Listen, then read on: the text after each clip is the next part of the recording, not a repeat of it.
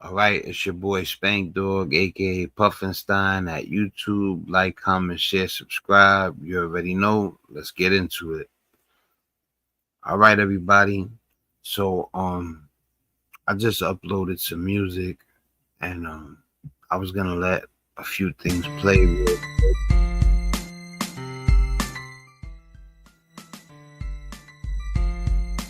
That's original. That's all me. Tell me what you guys think.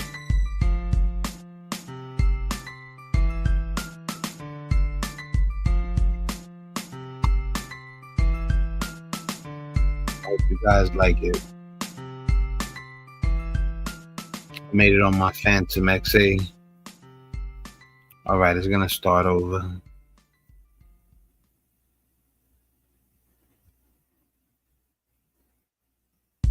Hope you like the man cave. Come hang out, relax, play music for a second, see if anybody comes in. We got like 7 segments.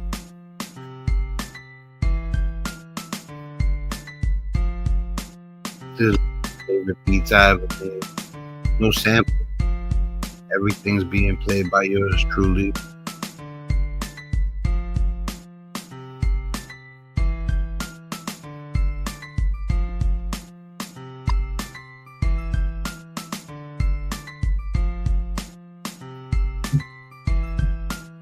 Everything's being played by yours truly, your man Spank Dog. We're gonna start the show in a second. I just wanted you guys to chill in the man cave for a second. I created the background on purpose.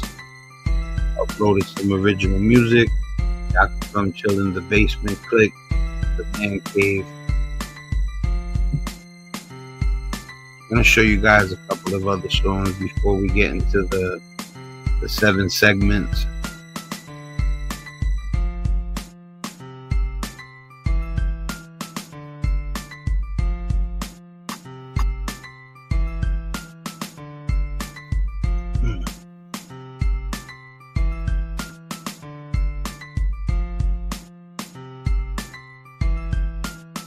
I'll be having an intro.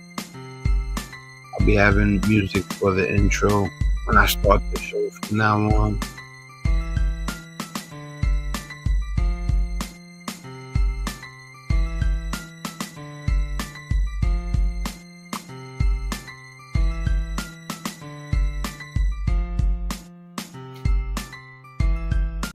Now, mind you, too, when I first got to, I had a couple of workstations. I had the Triton LE 66 key. I had the Phantom XA.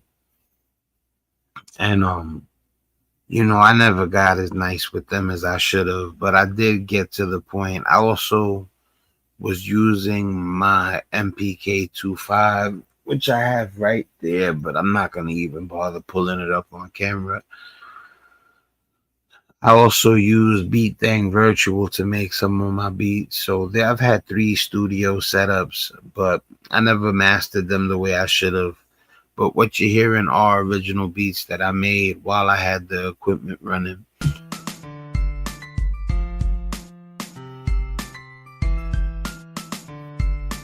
In the comments if it's too loud or too low. I'm trying not to blast it.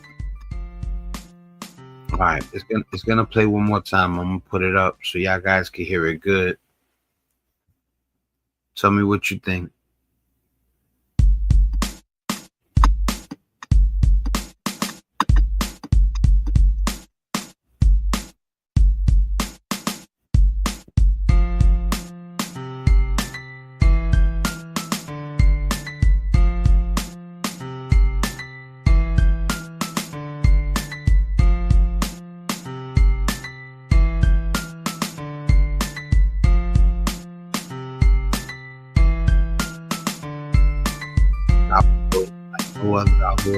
Thunder, I pass my brother, I pass my brother.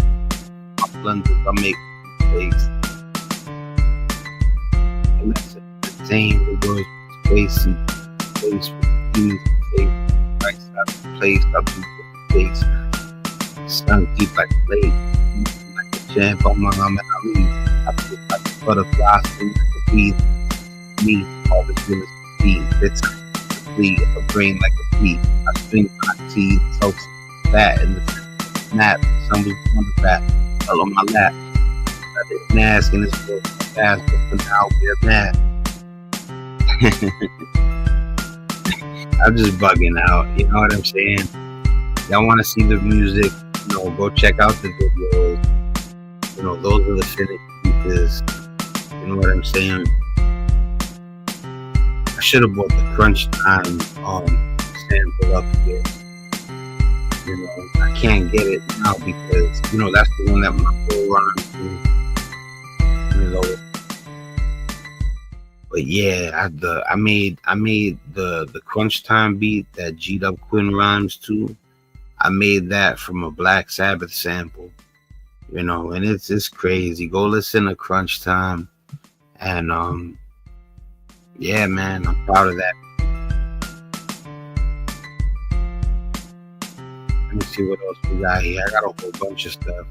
This is my man, Grade A Rivera's. I'm gonna play this for y'all guys. It's my boy, Grade A Rivera. This is one of his beats that he hasn't used yet. This is unreleased.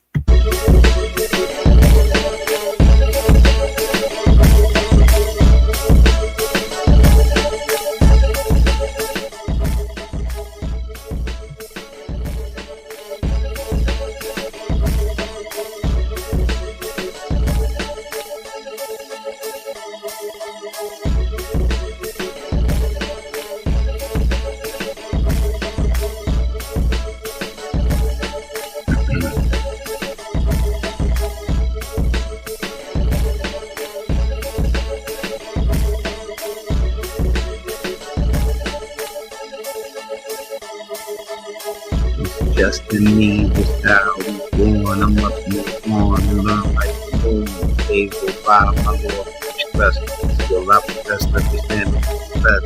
And while I rumble the world of the jungle season and work out in bundles, I bust my gun. The shit be a fact. I'm like exact. I hold squads like tracks. The getting to make it. That's what we think. The faster you think, and the harder I sleep. But never I fell. My name is Bell. It's what probably want me to sell a ghetto elite. The bomb like planes, I wallow in pain. So the back of the lane, I shoot for the stars. I head for Mars, I break through bars. I can't be stopped, but the haters stay quiet. Let me stop bugging out. Yeah, so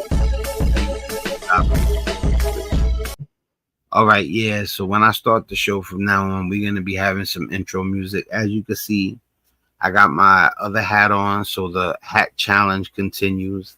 The last time I wore a hat, I believe it was either the red polo hat or the gray ski hat, I forget. And we about to get into it. So without further ado, let's get the show popping. All right, first we're gonna get into Trump bombing a Nigerian town. See, the thing is that he said he did it because it was there was anti-Christian violence and I believe murder, maybe. Don't quote me on that going on. But the thing is a lot of people are reporting that that's not the kind of town that needed to be bombed. Because, yeah, that's literally what they're saying, that it's not the type of town that's under attack from, I forget the name of the terrorist organizations. I don't know if ISIS is one of them. The name is I'll tell you right now, actually, because I did research it. Boko Haram. Main operations are far away in the northeast, not Sokoto State. So with that being said, let's get to bringing up the content and get to commentating. All right, cool. Much love to you guys, man. You already know. God bless all of you guys. If any of you guys are ever having problems, guys or gals, and y'all want to come and just talk and get stuff off your chest, I'm serious, man. I'm really that dude, man. Like I know how bad it can get. I know how bad it can get. And if you ever want to come up on my platform, even if it's in the comments, and kick it, you feel like you got nobody to talk to, it's late at night, it could be daytime, you know, come through, come chill with a real dude, a non-judgmental, not uptight, down to earth, good person. You know what I'm saying? I'm not trying to pat myself on the back. I keep trying to tell people, you gotta lead by example. If I gave away money, I would make sure people see. And it's not because I want clout. It's funny because people say clout now. And if you listen to the Slick Rick album, around that time, people used the word clout a lot. This is when I'm like 10 years old. When did what's the name of the Hey Young World children's story Mona Lisa album? The Ruler's Back? It was his first album after he broke up with the Get Fresh crew. But anyway, you know, but yeah, like I said, man, come chill with your boy, and just letting you know, man, you know, you're always welcome. So now that we got that out the way, I'm gonna bring up the piece.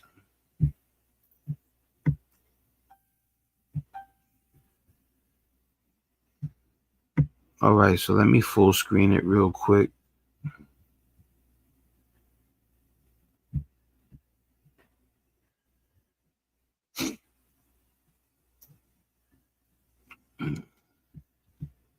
And I believe there's another view that's better. Yeah, that shows more space for Dr. Rashad Richey. Go check out my man, Dr. Rashad Richey at the Young Turks. He does the damn thing. He's amazing. You know, he's one of the dudes that I respect very much on the internet. And let's let him say his piece. You know, he's feeling a way about the bombing in Nigeria, and so am I, because I believe what he says. And he was saying that it's not a town that, you know, it was necessary to do that, or he believes that, you know, or it's alleged. Then, you know, I'ma listen. So let's hear what he got to say. All right. Put it up.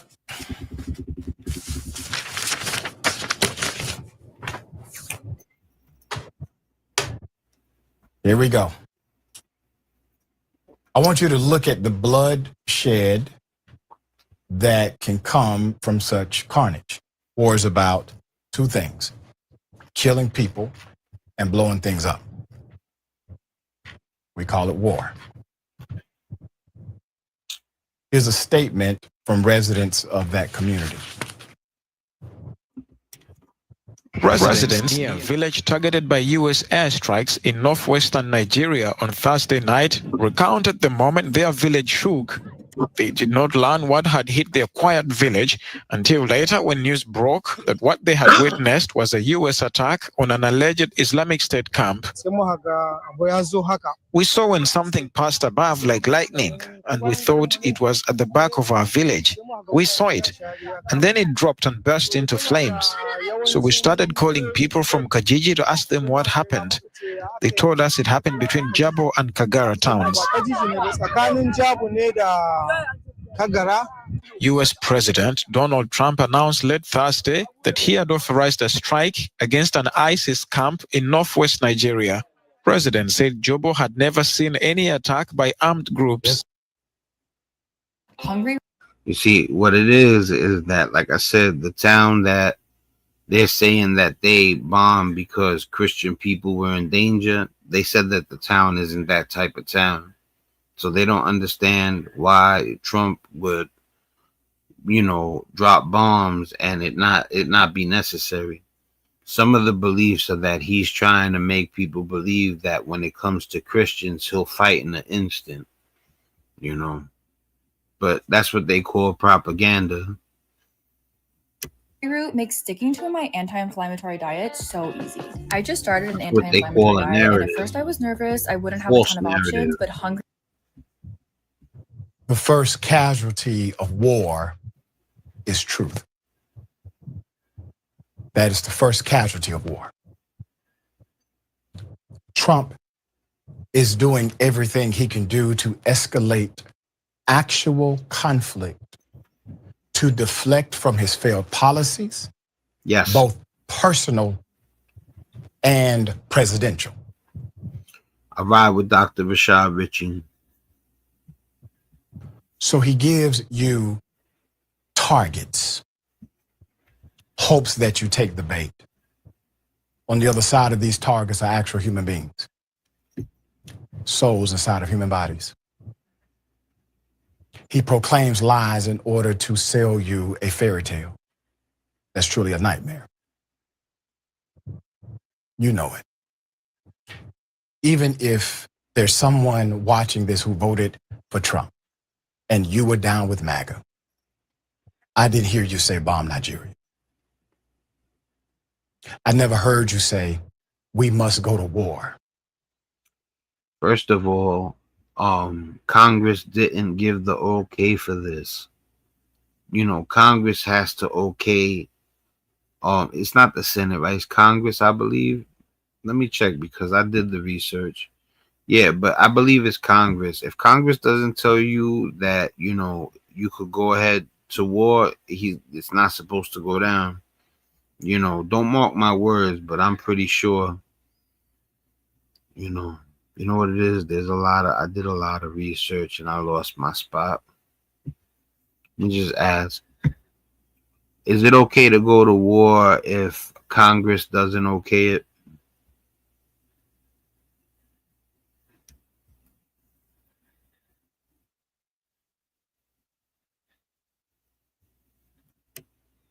Yeah, see, it is not okay to go to war without Congress approving it. And that's what's taking place right now in Nigeria. So that alone is a no-no. Second of all, they believe that it's not a place that needs to be defended. That's the second no-no. With Nigeria, I did not hear you talk about colonization of other sovereign nations. I heard you talk about domestic control, local small government, staying out of the affairs of other countries. I heard you say that, but I did not hear you say this. Put up that picture again. Trump is up to no good, man, in my opinion. It's a cowardly act and an illegal act. When President Trump launched a series of airstrikes in Nigeria, he described it as an attack against ISIS terrorist scum in northwest Nigeria who have been targeting and viciously killing primarily innocent Christians, end quote. He concluded, quote, "May God bless our military and Merry Christmas to all, including the dead terrorists, of which there will be many more if their slaughter of Christians continues." He made the announcement on Christmas Day.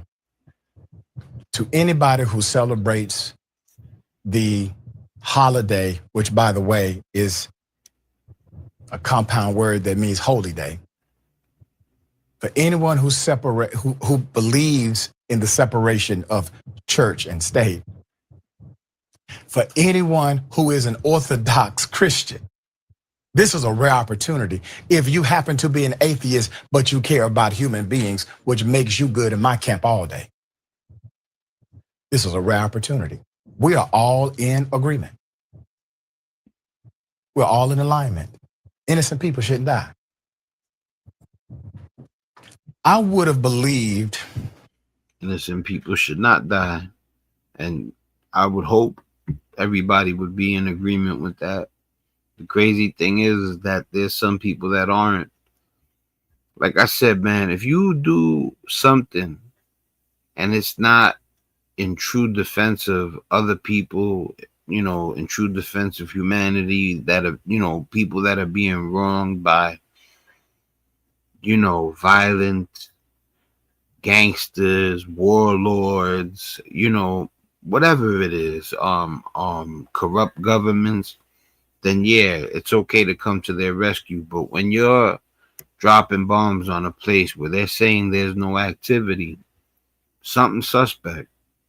Why are you doing it? Is it because you want people to think that you're gonna make sure Christians are safe? So you drop bombs when unnecessary? And I'm not saying, I'm asking. In a cold day in hell, before I thought Tucker Carlson would be a moral voice at a conservative rally. Your health deserves more than guesswork. At Prenuvo, our whole body MRI scans for hundreds of conditions. But it happened. That's how extreme this party has become. That stick around, like, comment, subscribe, drop a comment. We're gonna be doing 7 segments. This is the first segment. We're talking about whether Trump should have dropped bombs in Nigeria. But we got a bunch of things coming up. We got DL Hughley getting at Nicki Minaj, and I'm not feeling how she getting down. We're gonna get to the leader of the KKK trying to rebrand the KKK. We're gonna get into a little alien thing about those the things that look like flying squids. They've been seen a lot, and I've been seeing them for over a year or two. The alien thing started popping up somewhere after COVID, but there's so many things being saw right now. But I try to tell people they can project things now like never before.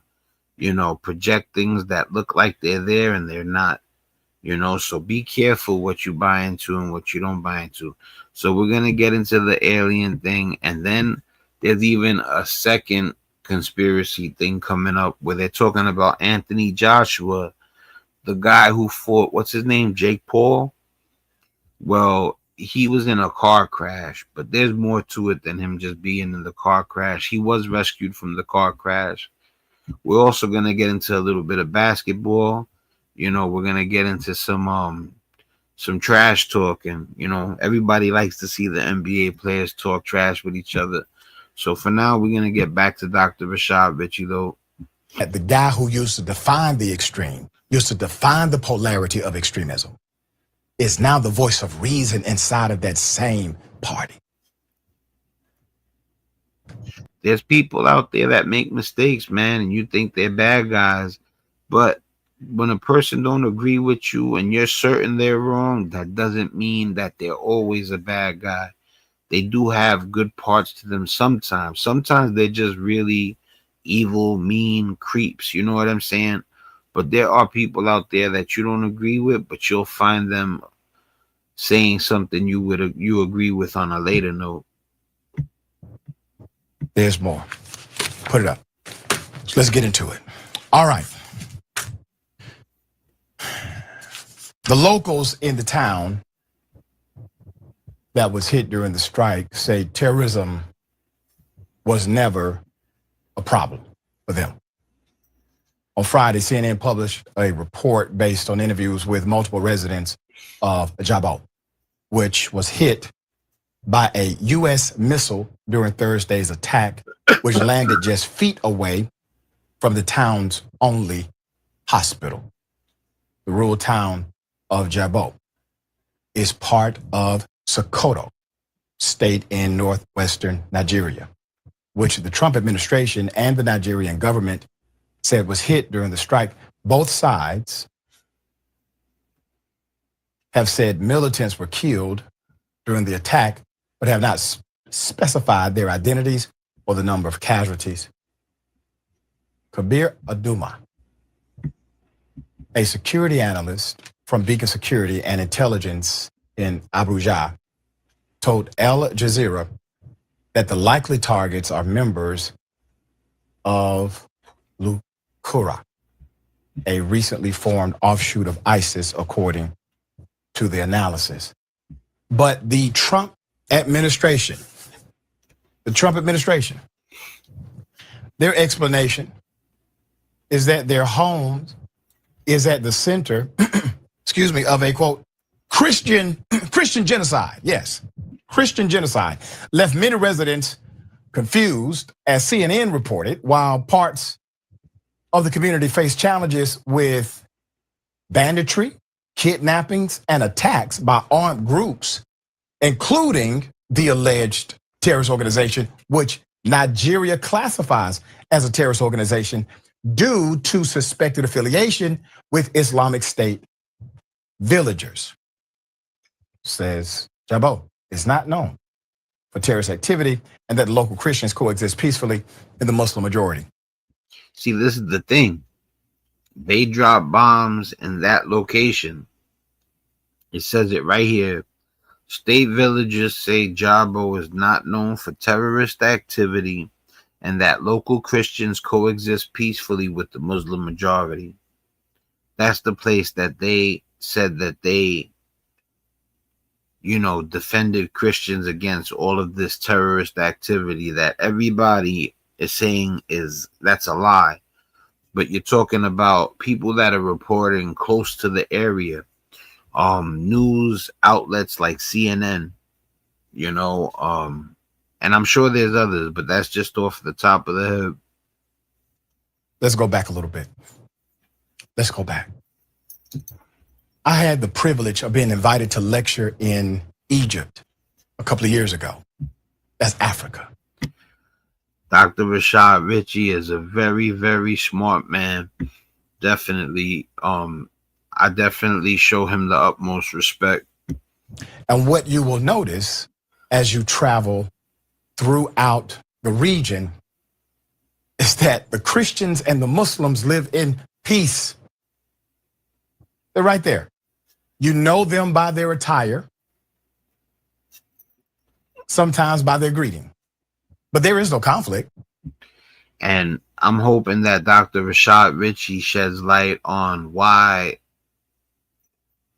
if it's the case, Trump would drop a bomb on a place that didn't need a bomb to be dropped. Now, the only thing I could think of, even when I researched it, it was to, show that he'll protect Christians. That was what when I researched, they said that could, if it wasn't legitimate, one of the reasons, the hidden agenda could be his wanting Christians to believe that he'll protect them at a drop of a dime. But I want to see if Dr. Rashad Richey gives an excuse for him to bomb a town when there's no reason to do it. There is no clicking against the other. There is absolutely no territorial dispute in these nations when they coexist in a peaceful manner because of the civilization that they have decided to have. Understand what the Trump administration has done. The Nigerian government literally fights that actual terrorist group that they have classified under their authority as a nation, as a terrorist organization. You have Trump, who has now decided to go against the government, who is against the terrorist organization, by unilaterally bombing that nation and defying the rules of sovereign government. There's more. Put it up.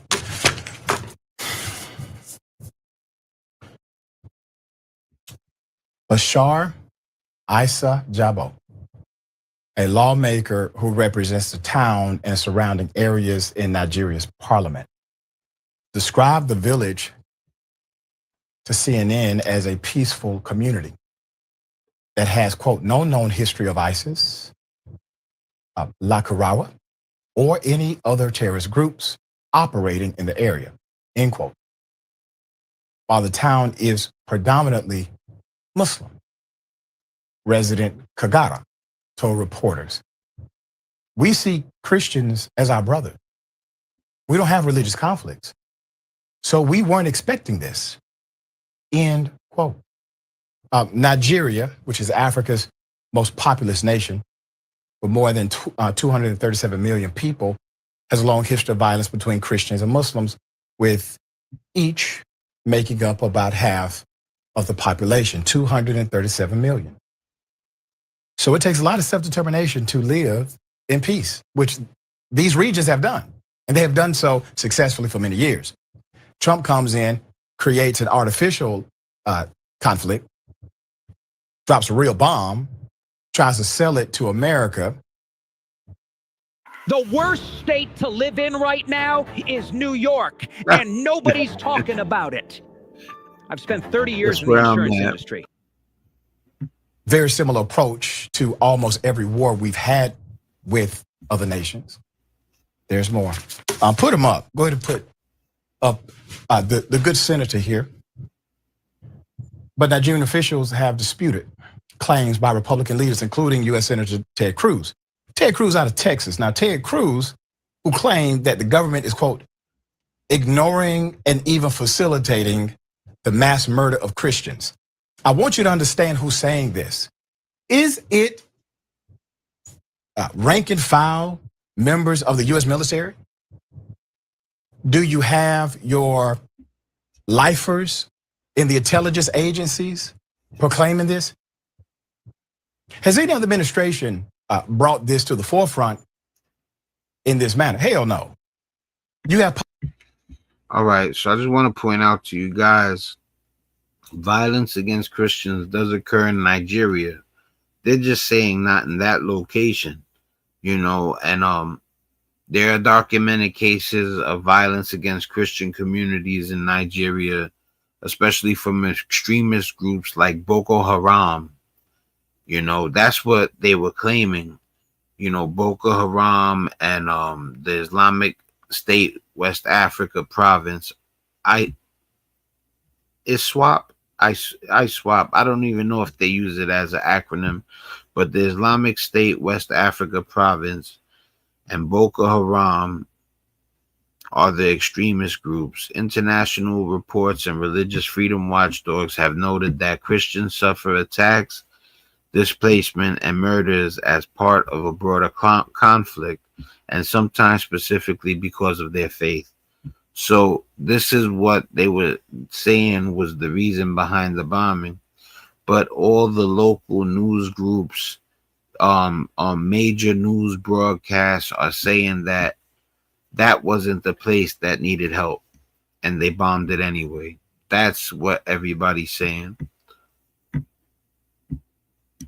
This is why Dr. Rashad Richey and I are upset, because if it wasn't a place that needed to be struck, why did you strike it? Politicians saying this, politicians who are simply selling you a bill of goods and their lies. There's more. Okay. The senator recently claimed, without citing any source whatsoever, for the figures that since 2009, over 50,000 Christians in Nigeria have been massacred, and over 18,000 churches and 2,000 Christian schools have been destroyed by the Islamic group Boko Haram. Cruz is correct in this, that many Christians have been killed by Boko Haram, but according to the reports by the US-based Armed Conflict Location and Event Data Project and the Council on Foreign Relations, the majority of the approximately 53,000 civilians killed by the group since 2009 have actually been Muslim. They've been Muslim. All right, that he got his numbers right, but he got the US-based Armed Conflict Location and Event Data Project and the Council on Foreign Relations. The majority of the approximately 53,000 civilians killed by the group since 2009 have actually been Muslim. They've been Muslim. Are they saying that the wrong? He got his numbers right, but he got the target.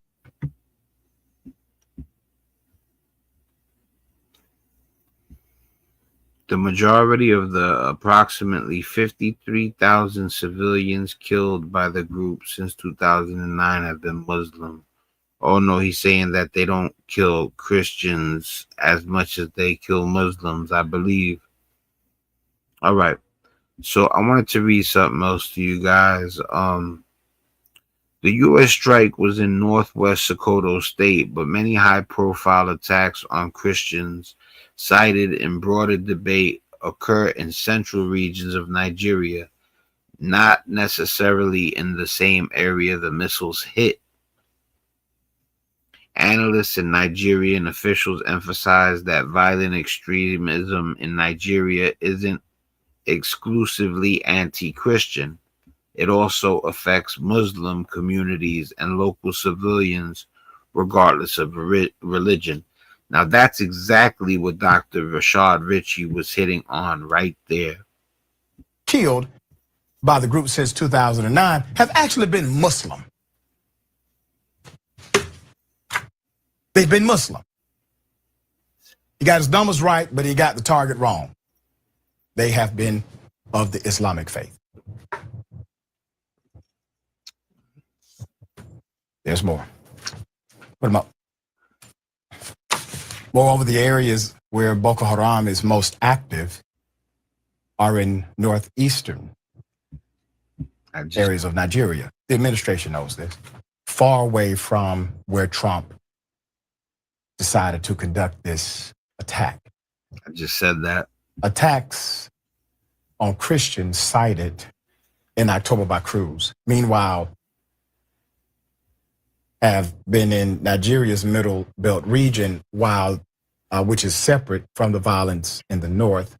The Nigerian, they're killing Christians and Muslims, and I didn't get a look at the numbers, but it seems like Muslims, you know, it might even be the numbers might be higher regarding Muslims. I don't know if there's a higher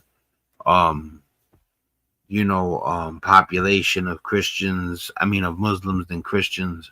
The government has pushed back on what they have called an oversimplified narrative coming out of the White House and from figures in the U.S. media like HBO host Bill Maher, who has echoed Cruz's overall claims of Christian genocide. You know, Bill Maher, I used to like Bill Maher. Not so much, not right now. You know, I had watched the documentary / movie Religulous, and I loved it. You know, it was so open-minded. I really appreciated the documentary Religulous. And I'm religious. People would think only an atheist would enjoy Religulous. That's not true. An intelligent human being would enjoy Religulous. You know, so, you know, he's let me down lately. You know, I seen him talk to Mike Tyson, and at that moment Mike Tyson was the more intelligent person.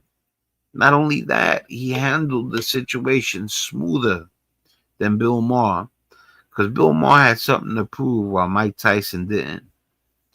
You know, and then recently Chappelle he said something about Bill Maher. To what degree he is like truly like not a fan of Bill Maher, I don't know, because they're both comedians. But you know, Bill Maher I thought was a good guy, and now sometimes I don't know. You know, and I would say the way people are coming at him, he's messing up. Because I've seen it myself, me look at him like, man, I thought you was, you know, so intelligent, your ethics would be on point. But sometimes intelligence don't equate to ethics. Bill lost his way a long time ago. Let's put him up. This is the world's first mass-produced liquid-cooled superphone. Not only does it have dual forms of active cooling, but it also has the largest... Quote, portraying Nigeria's security challenges as a targeted campaign against a single religious group is a gross misrepresentation of reality, said Nigerian Information Minister Muhammad Idris Malagi. Quote, while Nigeria, like many countries, has faced security challenges, including acts of terrorism perpetrated by criminals. Couching the situation as a deliberate systemic attack on Christians is inaccurate and harmful, and literally the administration and the cronies are proclaiming that the government is, in fact, facilitating the attacks. One other point that's not mentioned in some of the articles is that a large percentage of Christians actually work for the government. Yeah. This is sad beyond belief. It shouldn't be about who. Listen, man, I don't understand how they're saying we have to protect those Christians. You know, when Muslims are under attack also, you have to protect humanity. What religion they follow, it doesn't matter. It's who's the aggressor and who's the victim. Period.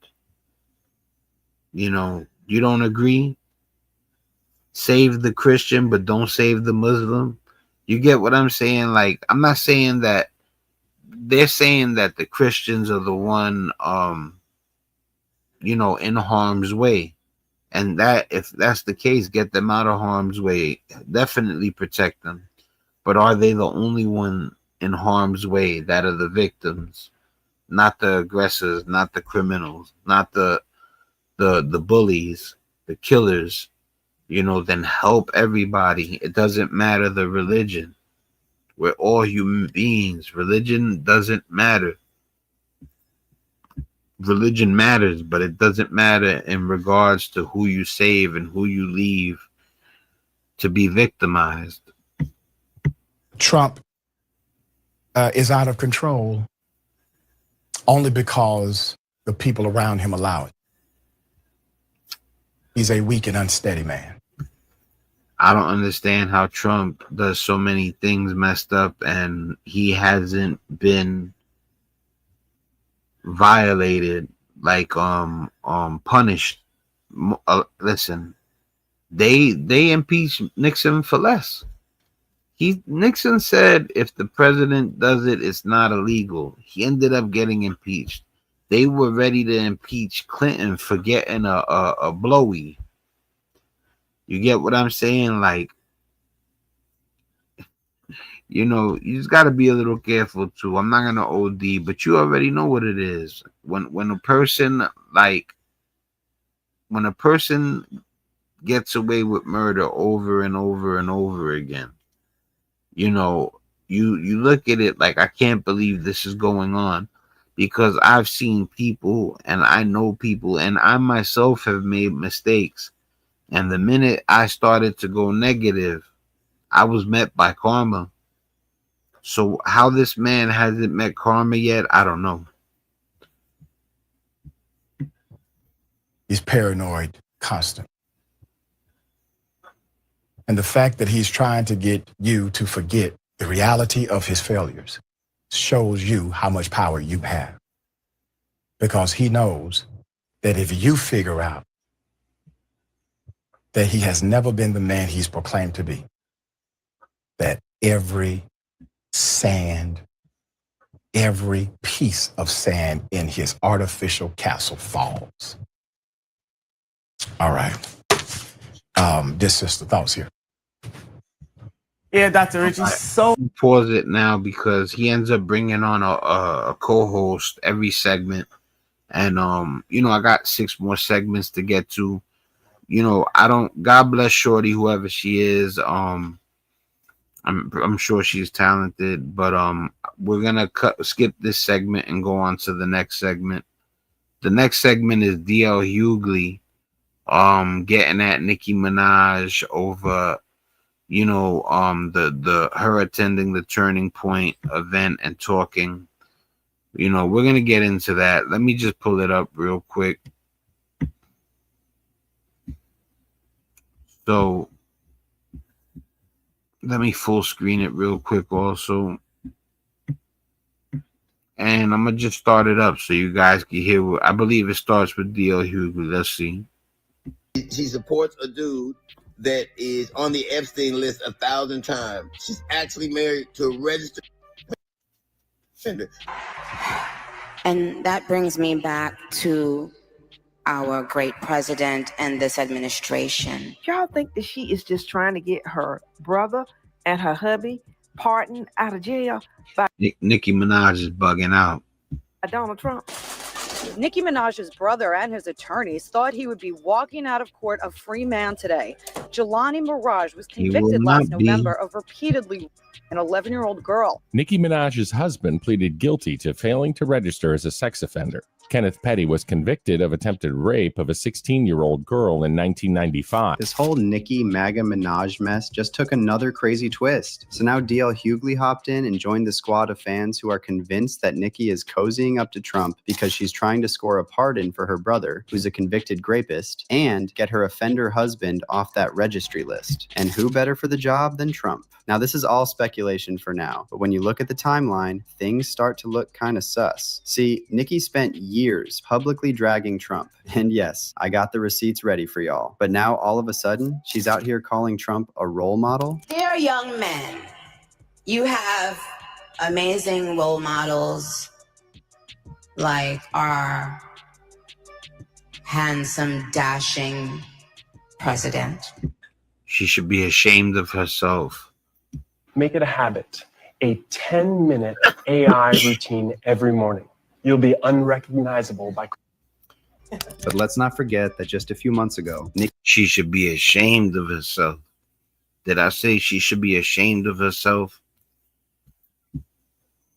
You're not holding it down, mama. He was shading Trump on X for pardoning Roc Nation's CEO, Desiree Perez. But now she's saying Trump's a role model for men? Somebody please explain this to me. Either Nicki really went cuckoo for Cocoa Puffs, or she's really desperate to get her brother and husband off the hook. Not only that, the almighty buck, because I heard that she got paid off of that Turning Point event. So what more of an incentive than you getting, who knows, $1 million and get to protect your family, your husband? You know, listen, let me tell you something. If you hurt a child, me and you are enemies. Point blank. This whole world is about, love and caring, but it's about the children, man. The children are the true angels on the earth. And if you hurt a child, you're my enemy, period. So let's get into the tea on exactly what DL Hughley said about Nicki hopping on the MAGA train and why fans are convinced this whole thing is tied to her husband and her brother. Just talked to Donald Trump, and I told him that you were performing tonight. I asked him if he was a fan of yours. Oh. What do you think he said? He probably said, "Who's that?" No, he didn't. All right, so let's first get into DL Hughley's reaction to Nicki simping for Trump and cozying up to Erica Kirk. So he's a fan now because I gotta watch what I say, because she's praising him now. But before, when she was trying to shit on him, he didn't know who she was. During her talk with Erica at the AmFest last weekend, Nicki went on this weird rant about how MAGA is all about protecting the kids and how she personally cares so much about kids' safety, and apparently, especially white kids. Yeah, I don't want what was done to little black girls done to little white girls. I don't want it done to any girls. Now Nicki, of all people, acting like she's all about protecting kids is not just ironic, but deeply disturbing when you look at the men she chooses to. But she says boys will be boys. What's up with that, though? Boys will be boys. That sounds like some let a male get away with murder and then use the whole, what do you want? He's a guy. You got to expect that from him. Now, I'm a man. You know what I'm saying? I'm cuckoo for ladies. I'm married for 25 years now, so, I can't be as cuckoo for the ladies as I used to be. But, every man, any person, any straight man is cuckoo for ladies. I messed up in school and, trying to impress ladies. You get what I'm saying? I messed up. I was nervous around women. It took a while before I got my little swag going. You know what I'm saying? At one point, I was a wreck around a woman I liked. That thank God eventually it got to the point where I was somewhat smooth. You know, some guys never get there, and then you got an incel on your hand. You know what I'm saying? You know, and that's wild to me that you would end up because you can't score a chick. First of all, I don't even understand how that happens. Like, I've seen the squarest person who's not the handsomest person attract a woman like it's easy, just because he was nice. You know, like my advice to anybody out there that's truly an incel or somebody that hates women because they won't give them a shot, I'm gonna tell you, be nice.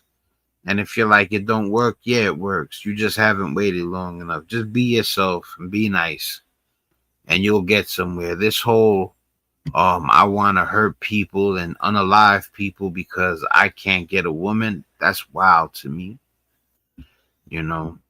But at the same time, while I have a macho side to me, I don't think it's okay for any dude to get away with murder because the excuse is boys will be boys. Nah. To associate with and defend. And this is exactly what DL Hughley pointed out in a video he shared in response to Nicki's rant. DL said, Nicki is the last person who should talk about protecting kids, considering who she's married to. DL said, Nicki shouldn't post anything about kids, because her husband can't be within 1,000 feet of one. It ain't Gavin Newsom, it's Chris Hansen she should be worried about. And late on, DL doubled down on his comments in a video, saying this. She supports a dude that is on the Epstein list 1,000 times. She's actually married to a registered. She shouldn't be able to watch Jason Kidd or listen to Kid and Play or New Kids on the Block. Hell, she got to walk around the aisle with Cabbage Patch Kids on.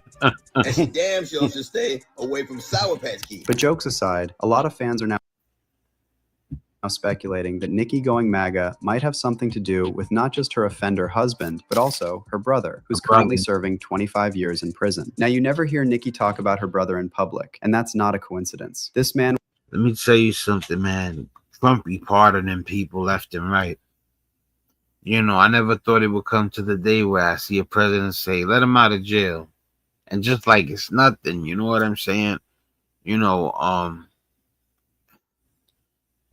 I don't know if there's any gifts, you know, regarding that. You know, I seen the documentary where they said he might have received money or, you know, allegedly, we keep it allegedly. But like I said, man, at least if you're going to let somebody out of jail because he was wrongfully in prison, do it for the right reason, man. Find somebody who don't belong in prison and let that man go. You know, for free, allegedly. And was found guilty of the worst type of crime. And yet Nicki wrote to the judge begging for a lighter sentence. Here's what happened. Nicki's brother, Jelani Mirage, was convicted of the most despicable crime against his 11-year-old stepdaughter. And the victim testified that the attacks happened up to 4 times a week and sometimes twice a day. The investigators found physical evidence that matched Jelani's DNA on the victim's pajamas. And in January 2020, Jelani was sentenced to 25 years to life in prison. But despite the DNA evidence and the guilty verdict, Nicki supported her brother. And she even wrote a letter to the judge asking for a lighter sentence and calling Jelani the most patient, gentle, genuine, giving, selfless man I know. So this is... That's her brother. I ain't mad at her, though. You know what I'm saying? You know, family's different. When you're talking about brother, father, sister, son, daughter, you know, I can't be mad at somebody for them trying to protect their family or knowing that they did something messed up and they forgive them and then try to help them. Like, I'm not mad at Nicki for that. You know what I'm saying? About her messing with, you know, people that, you know, wouldn't want her in the country because the color of her skin, you know, that's different. That bothers.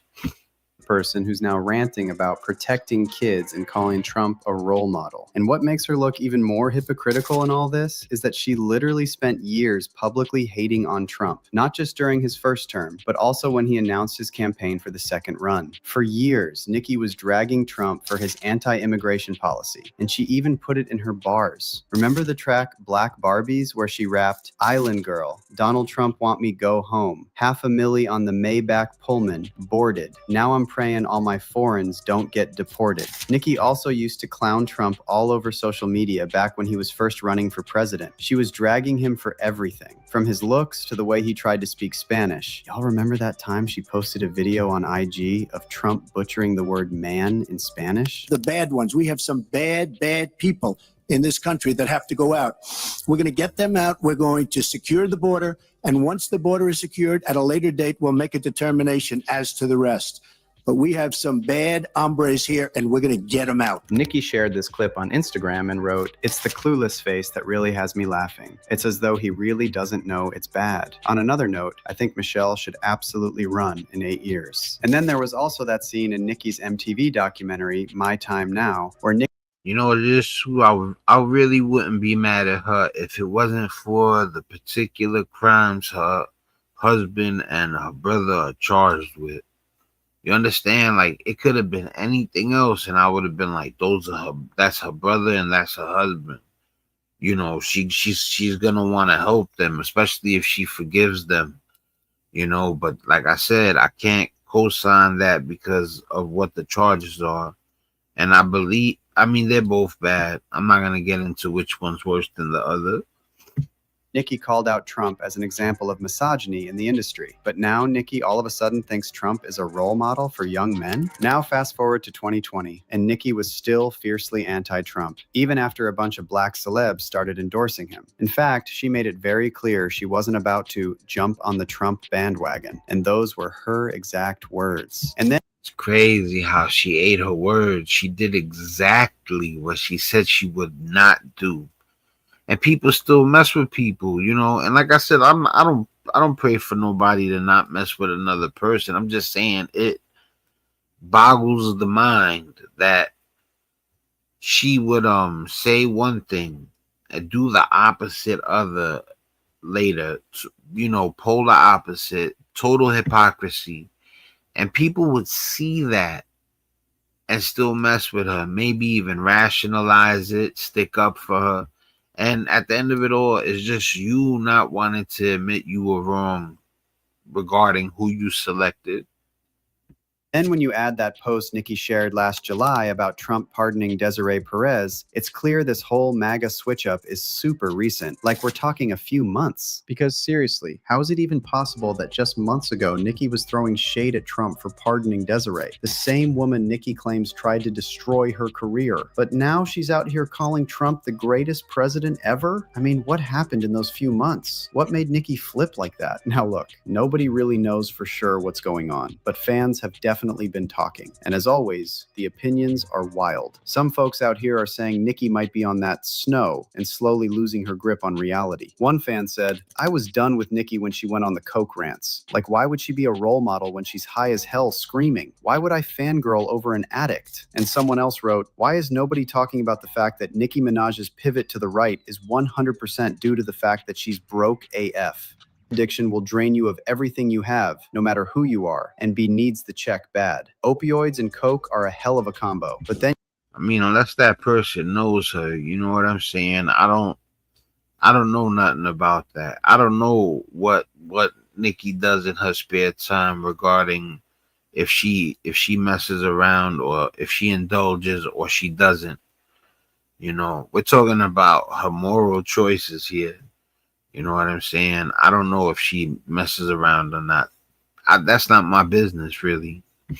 Then you also got the other side, who are saying this sudden flip could actually be about Nicki trying to score a pardon for her brother and get her husband off that registry list. Someone on X said, "Nicki Minaj is one stupid bee. She's not fooling anyone. She's working with Trump to pardon her grapist brother and clear her husband's grape charges. Stop supporting that disgusting ish." And another user responded to Nicki's post. I'm pretty sure that's what a lot of people think. post about defending Christians and wrote, Nicki's husband and her brother are two men who can't be within 500 feet of a school. She knowingly married a grapist. She defends her brother, who is also a grapist, and she targets their victims. Nicki doesn't care about children, and she certainly is not a real Christian. Unless Christianity is all about hypocrisy? But now I gotta hear how you feel about all this mess. What do you think really happened to Nicki? Yeah, man. Listen, my thing is that the charges against the two dudes in her life, they're horrible charges. Now, as far as her wanting to help her brother out or her husband, I understand that. You know what I'm saying? Let me stop this real quick. And yeah, I'm not mad at her like that over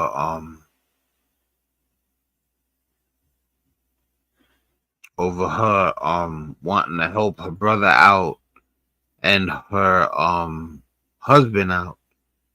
Like, other people would, you know, definitely, like, the crimes are horrible, but like I said, the relationship, you're gonna see people have a family member and it could be the most despicable, horrible crime. Because of the relationship, they're gonna overlook it. So, but to us, it's disgusting like that. You don't want to have nothing to do with them. You don't want to forgive them. There's no sort of past. But also the whole, yeah, if Trump could get you out the country, Nicki, he would. And you're over here still kissing up to him, you know. So, but anyway, we're gonna move on. Let's get to the next thing. So now we're gonna get into our little conspiracy theory, you know, UFO part of the show. You know, this segment's gonna be the supernatural. We're gonna show the flying squids. Those are my favorite when it comes to the whole UFO thing right now. I don't know what it is about them, but it's just something so intriguing about the flying squid, you know. It's gonna get to the point now that where everybody's gonna know what it is, and people are just gonna want to know what it is. I'm not the person that's like, oh, it's an alien. You know, I know it's an alien. Like, I don't know nothing. For all you know, they have technology that's stuff we don't know about, and the thing is moving so fast because they can do surveillance. They have cameras that they could put in something like that. They shape it like that so you don't know what it is, and next thing you know, they're surveilling everything in seconds. Now, do I think it's a flying camera? No. I just don't know what it is. I'm just not gonna be like it's an alien, you know. You know, another thing too, let's say it's not a flying camera. It could be where they want you to think aliens really do exist, and they are projecting that, or it really exists and they have it there as a decoy in hopes that you would start to believe in aliens. Now, I'm definitely interested. And do I believe life could exist somewhere else? Hell yeah, definitely. I think life can exist somewhere else. That doesn't mean that I say life exists somewhere else. I don't know about it. I don't know about that 100%. But I do believe, because of how far it extends, there's something out there. Earth ain't gonna be the only culmination of something this amazing. You get me? If it's truly infinite, if there is no end, if it just keeps going and going, something else culminated like us. I believe, you know, like I said, there is no certainty with stuff like that. You get what I'm saying? So we're about to get into our third or fourth segment of the show, and that's gonna be our, you know, creepy story. Yo, big shout to Dr. Rashad Richey. Big shout to what was the first one I covered? Oh, I forget the name of the other one. Let me see if I have it. Oh yeah, I can bring it up. I got the shout out right now. It's called Culture Covered. Big shout out to Culture Covered. And I hit them with the thumbs up. I'm already subscribed. But yeah, big shout out to Culture Covered. Big shout out to Dr. Rashad Richey. Both channels are amazing. Yeah, just finished hitting them with the like. And you know the names of the channels. Always definitely they're worth subscribing. All right, so now we're gonna get into the flying squids. All right, here we go, y'all.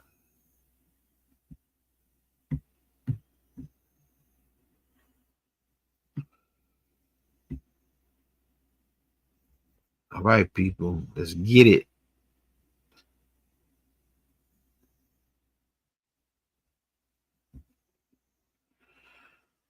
All right, this is... I want to make sure I got the right one.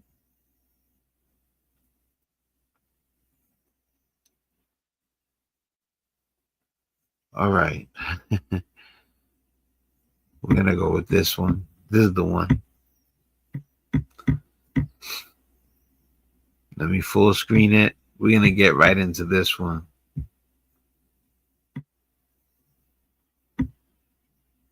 Hands. But interestingly enough, somebody over in France had taken video footage of one of these things, and it looks very similar to the photo that Andrew Porter had taken.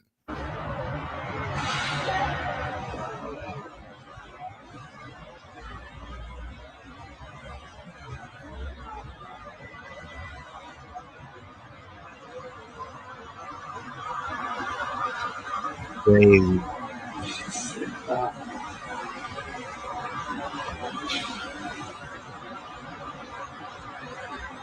So yeah, you can definitely see that they're pretty much the same exact thing. The one that was over France and the one that was over the United States. Then later on in the video and in the photo, you can see it pretty much coming together and hiding its legs and feet or hands. It's just so weird. I could not begin to tell you what something like this actually is. I could theorize, but I do find it very interesting that the April 8th solar eclipse had a lot of emotions going into it, a lot of negative ones, because people thought something bad was going to happen. And this is the first time they changed shape too. If it's not this one, I'm gonna cover two of them. Like I said, big shout out to Minutes of Horror. Let me do this right in front of you. Like I said, I only bring you the best channels. You understand? I echo their sentiments. I mess with them. We're on the same page. Our views are the same, and that's why I cover certain channels. And I'm gonna tell you something. Sometimes it don't matter about views. If I see a channel and it's that amazing to the point where I'm watching something that I have to talk to you guys about, that I have to commentate about, that's what I'm trying to bring to you guys. I want it to be to the point if I present it to you guys, you're like, yo, Spank got this on his channel today. You know, Puffinstein got this on his channel today. You know, I be playing with the names Truman Lopez and Robin Hood, but you know, Truman Lopez I like. Robin Hood is just, it's a little like, you know, dangerous. You know what I'm saying? But yo, like I always say, Robin Hood was the hero. Don't forget that. You know. And while these negative emotions were pouring into it, CERN was firing up the Large Hadron Collider, saying that specifically they were looking for dark matter. I always tell you guys about the Hadron Collider and the Ice Cube neutrino detector. I always say it. You heard him, and I say it in all the shows, because those are the two machines that really, honestly, make me wonder if they could open up a teleport. Or like do something where they line up all the pyramids like in the movie, and the sunlight on a certain day reflects, and they fire up the Ice Cube neutrino detector or the Hadron Collider. And you know, this is just the part of me, like I said, that wants to believe that there's something out there, you know, and it'll always be there. Matter. Then we had NASA firing all three rockets called Apep or Apophis, which is the ancient Egyptian serpent, which is the equivalent to Satan. While all this was happening, we would see one of these flying things above Texas looking for dark matter. Then we had NASA firing off something bad was going to happen. Also. very interesting that the April 8th solar eclipse had a lot of emotions going into it, a lot of negative ones, because people thought something bad was going to happen.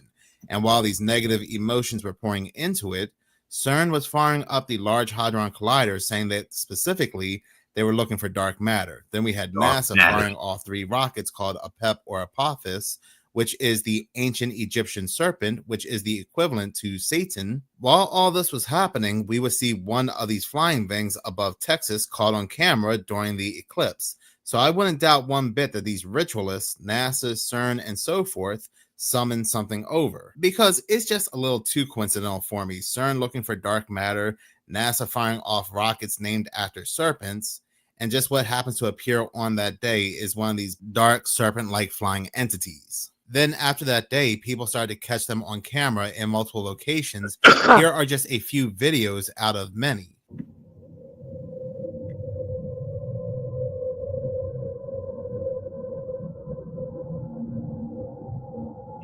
I'm sorry, people. Hope you can't hear that.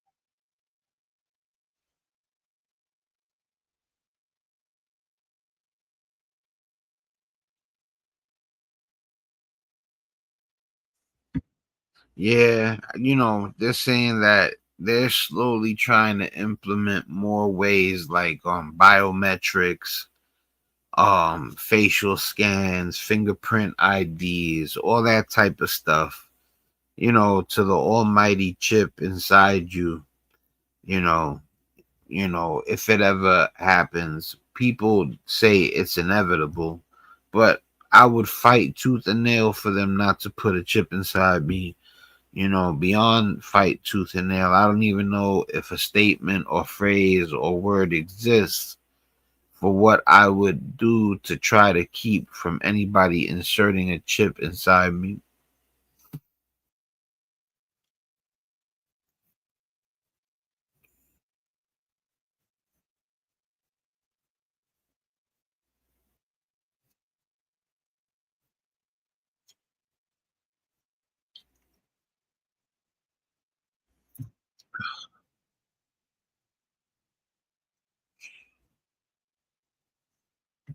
Oh, what's going on? My bad, people. You know what? Let me bring this back and then let me share it. I stopped it by accident. I didn't notice. I got it right now for you guys.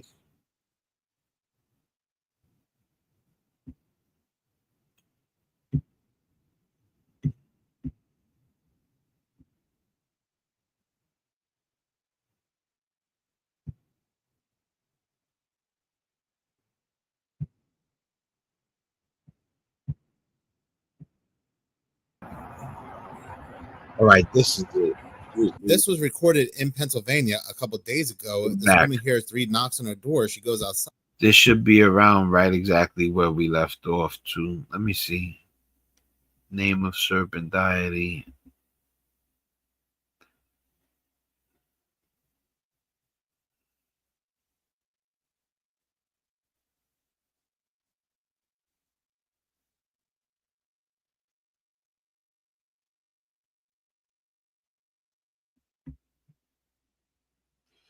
Yeah, we had gotten past the alien. All right, it should be right here. Anything like this before.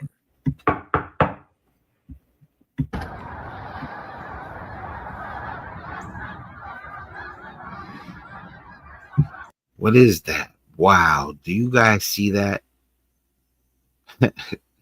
You talk about a flock of birds. What is that? This is that crazy stuff. You tell me in the comment section what that could be. Why are the birds like that? You know, the vultures died. 72 vultures fell out the sky simultaneously and died, right? Now, birds are chirping at early hours of the day or different times. Like, at times they're not supposed to be, like, making noises. And now this, and there's been more stuff, you know, all the way to animals growing body parts and limbs they're not supposed to be growing. They had what was it again? Rabbit with horns. Like, what's going on? I like, really, guys, whatever's going on, stop it. You know, like, you know, I was gonna say something personal right there, but I'm not even gonna go there right now.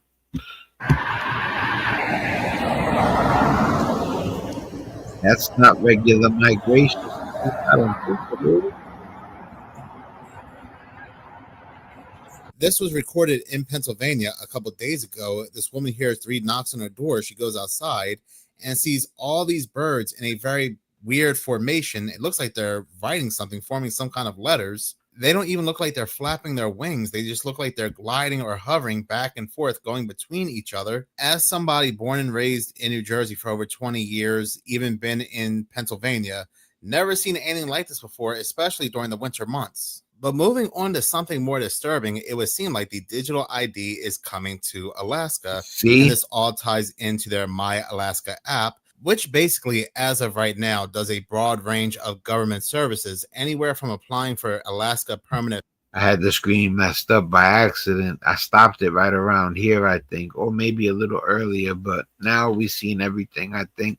Fund dividends to accessing DMV records and retirement benefits. But this new proposal will dramatically expand that functionality.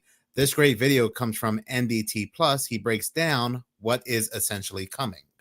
A digital ID system for Americans is now being rolled out, and Alaska is becoming the first testing ground. This ties in with changes being made to the state's My Alaska digital identity system, which is now being interwoven with artificial intelligence and payment functions. Now, according to a document from Alaska's Department of Administration's Office of Information Technology, as obtained by Reclaim the Net, it says, the state is considering implementing agentic artificial intelligence models within My Alaska application to enhance service delivery to users of the application. So what does that actually entail? Well, one part would be to allow AI to complete applications, do eligibility checks, and complete, quote, multi-step government service transactions on behalf of users. But the plan actually goes further than this. They're looking to integrate biometric authentication. Think facial recognition, fingerprinting, and also have smart wallet integration in the app as well. Now, look, this has some benefits. It really does, mainly when it comes to efficiency, ease of use, especially security. It can do a lot of good to get rid of, theft and fraud, for example. But this also represents a problem of just overall consolidation. All of your info, your biometrics, your financial information, potentially even like your internet activity, your digital footprint, all collected in a single place and then monitored with an all-seeing artificial intelligence system working for the government that's going to look for anything and everything that's off. But this plan in Alaska, it's also raising concerns over potential abuses that have been seen in countries that actually already have similar systems. We can look, for example, at the Chinese Communist Party's social credit system, one of the worst case examples we see in the current state of the world. In China, under the communist regime, the system gives every single person a good citizen rating or a bad citizen rating.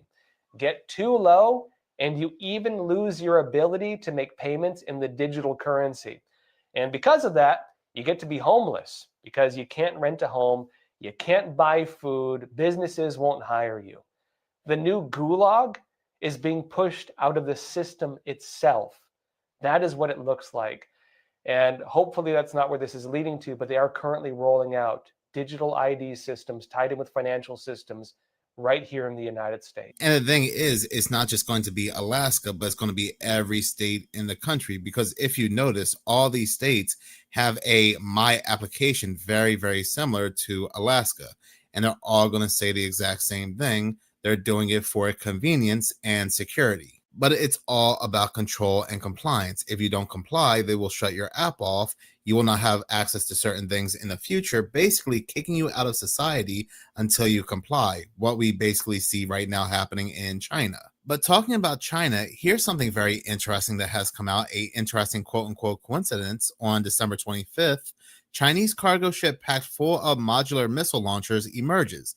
China has packed a deck of a medium-sized cargo ship with 60 containerized vertical launch cells, radar, and close-in weapons, essentially turning a cargo ship into a combatant. This article continues to say that this cargo ship, which is a weapon in disguise, was revealed out of China this Christmas for the first time ever. Or was it?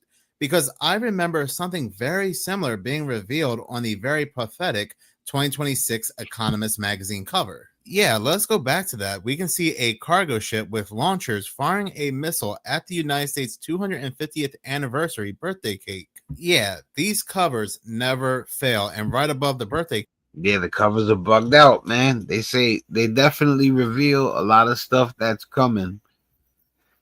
You know, I forget what magazine it's the cover to. Let's see if he says it real quick.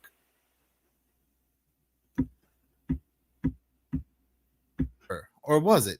Because I remember something very similar being revealed on the very pathetic 2026 Economist magazine cover. Yeah, let's go back to that. We can see a cargo ship with launchers firing a missile at the United States 250th anniversary birthday cake. Yeah, these covers never fail. And right above the birthday cake, we can see a raised fist with a handcuff around it. And in my own opinion, yes, the Economist. That definitely looks like Bill Clinton with the hat on. Then you see the controller with, it looks like it's plugged into a brain. You see a missile coming. You see a boat with cannons shooting at the birthday cake.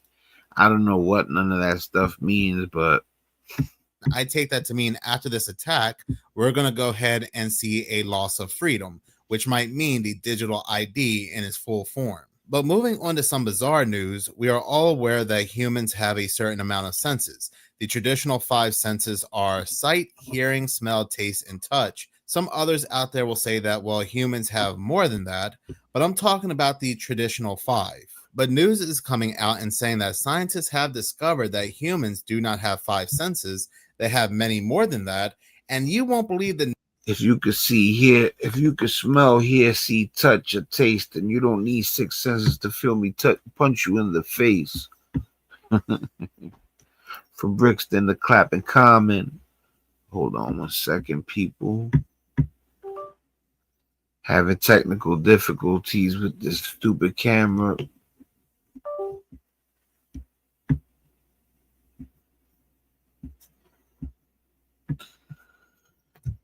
All right. Hold on 1 second. Let me just see some stupid camera. I don't want to use the other camera. It's not as good.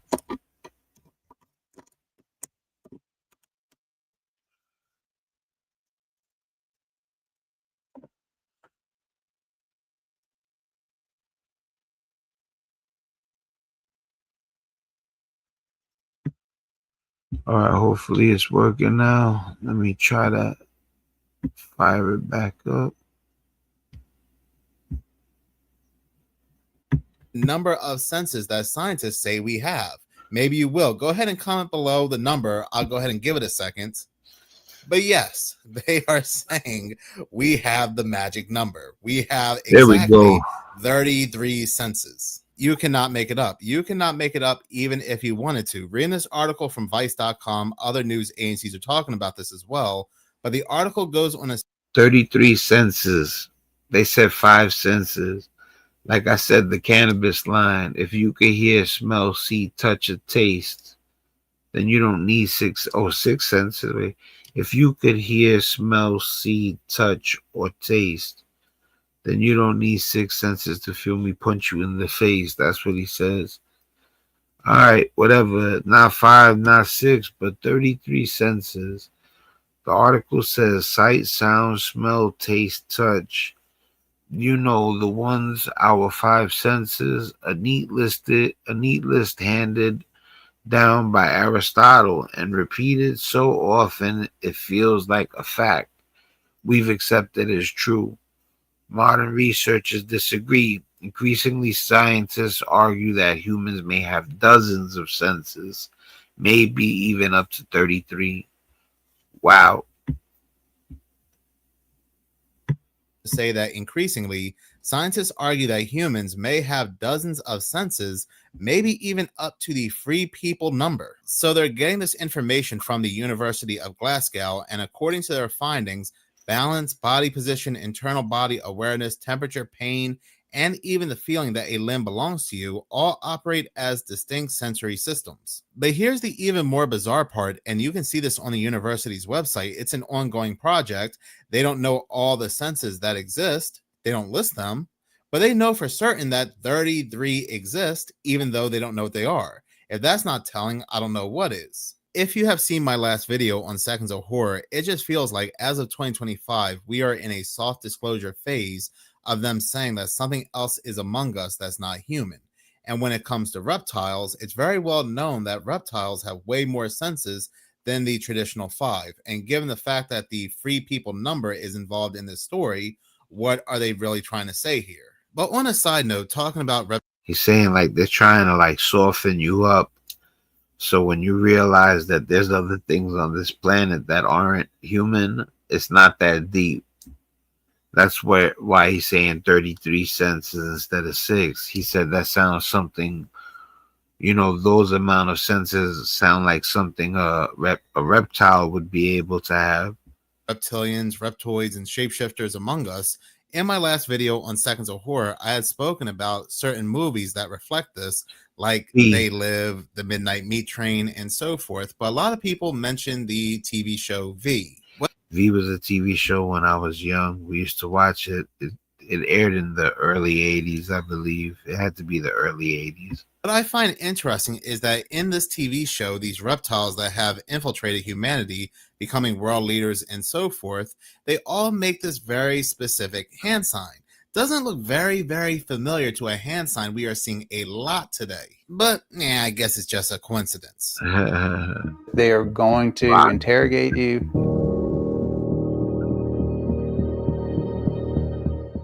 If there's any, we cannot simply declare ourselves. Watch the guy in the background. He looks at him. Eye contact. A hand signal. Oh wow! Oh wow!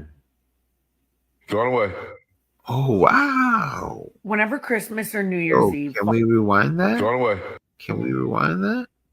We cannot simply declare ourselves. Watch. Yo, people, tell me you ain't see that. That's Senator Mick, whatever, and homie behind him just hits him with the rock sign real quick. The upside down rock sign. Guy in the background. Look. He looks at him. Rock. Eye contact. A hand signal. Hit him with the rock real quick. He said, "Oh shit." He said, "I gotta watch what I say." Whenever Christmas or New Year's Eve falls at a weird point during the week, it always feels slightly weird, doesn't it? But that's not what I'm talking about. Christmas came and went like nothing. Crazy. Like it literally, I blinked my eyes, it was gone. Doesn't feel like Christmas. I'm going to show you what it looks like outside my house right now. I know it's dark, it's gloomy, and you can't see it, but it's raining, and it's about 48 degrees outside. If you know anything about Chicago, 48. Happy New Year, everybody. That's tomorrow, but I can't guarantee I'm going to be on. So if I don't see y'all tomorrow, Happy New Year. God bless you guys, man. Much love. You know, I'll be easy. I'll say much love. You know, sometimes I don't say I love you because, you know, I'll be easy. You know what I'm saying? You can't be all like, I love you to everybody. It is a strong, powerful statement. So much, you know, much love to everybody out there. God bless you and your families. You know, and at times I will say I love you guys. Adam Mockler does it. I've been doing it way before Adam Mockler. Not saying he, you know, he's biting or he got it from me or whatever. Come on, it's I love you. But I'm just saying that I was always one of those dudes, you know, where dudes wouldn't really be with it to go there, you know, and then they would see, yo, look, I got my man, right? He's a Jamaican dude. Right. So I used to be like, yo, I love you, such and such, right? When he was split. So he, you know, I know he wouldn't say it, especially like, you know, it's not about race or whatever, but you know, Jamaican dudes be on that. They don't play like that, you know, like that's not a statement they use easily, you know. So but eventually he would say it back, you know what I'm saying? I would even mess with him sometimes and be like, yo, you know, it's all good. You don't got to say it back. You know what I'm saying? But, you know, yeah, it's a strong statement. But if I don't see y'all guys tomorrow for New Year's, much love to everybody out there. You know, love to all your families and everything. Make them New Year's resolutions, man. I ain't no influencer, but still, man, you don't got to be an influencer to tell people to do something positive. Make the New Year's resolution and stick to them. And remember, mind over matter. Once your mind convinces you to do something, your body's going to follow. You got to be really, like, bad for that to not work. So even if you're on your last leg, man, say it to yourself. See if your body listens, man. You know, God bless y'all people. We're going to keep going. 8 degrees happens in September and October. Not December, January. I don't know what's going on. And I made a video about there being some weird thing going on this New Year's, that things were getting canceled. Big events around the world were getting canceled. I'm starting to feel weird too. It's kind of all fitting into this vibe. I'm going to calm down for a second. I'm still here though. I can't explain it. I literally can't explain it. I believe in weather control. Let's put it that way. So if you think I'm crazy, please go look up HARP. You'll believe in it too. But it's not the happiest time of year, I could tell you that. It's depressing. I could barely get out of bed. It's weird and miserable. Anybody else? That video came from the real Christina Gia, and I have to say this Christmas felt very off. Even from last Christmas, it felt like not only did it go by in a blur, but it didn't really have that Christmas feel to it. It felt like it came and went. It just rushed right out the door. There is definitely a very strange vibe surrounding the holidays this year, especially given the fact we have these other countries canceling their New Year's celebrations. Way for us to get to a better, the only way for us to get to a better place is for the evil people at the top to be replaced with AI. Well, there you go. They are now openly telling you their agenda. I mean, they're not even trying to hide it. As you just heard from the former chief business officer at Google X, Mo Gaudat, now he claims that the only way, the only solution to a better world is to replace the evil people at the top with AI. What could go wrong? So now with that agenda being openly stated, it is my own hypothesis, it is my own opinion and speculation that is exactly why we see this going on right now, because the objective of this operation with the whole list and everything going on is to highlight the corruption of the elite, of the evil individuals at the top, to then ultimately bring in the solution of AI governance, the problem reaction solution. What's the problem? Yo, the solution is not an AI government. Come on.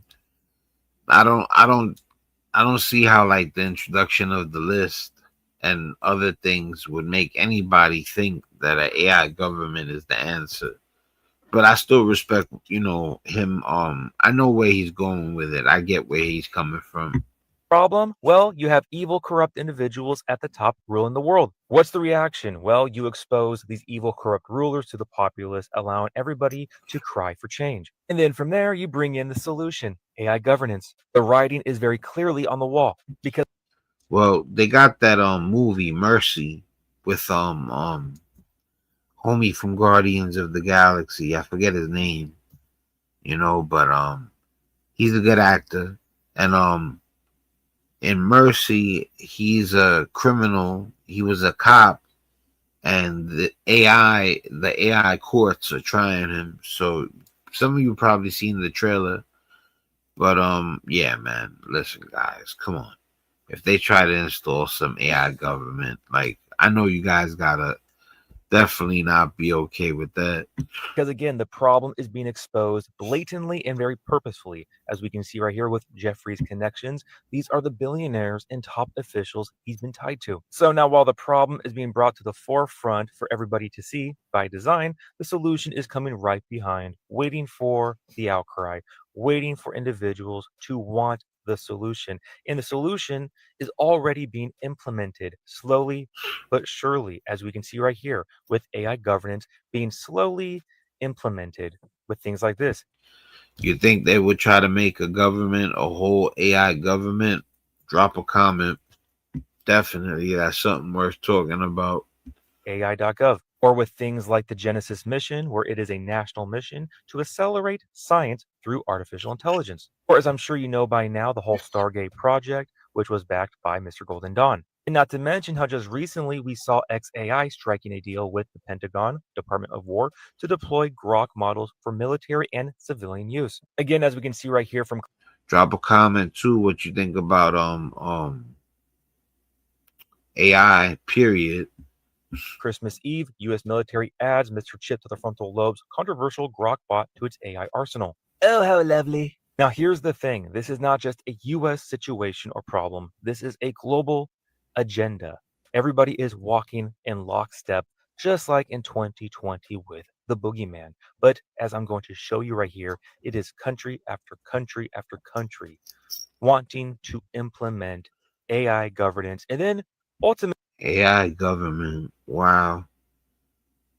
It's crazy. Time flies. You watch a cartoon like the Jetsons and you see all that stuff, and now robot, I forget the name of the robot from the Jetsons, but, you literally thought they were crazy. And then now a robot is not just a robot. A robot could look like a real person.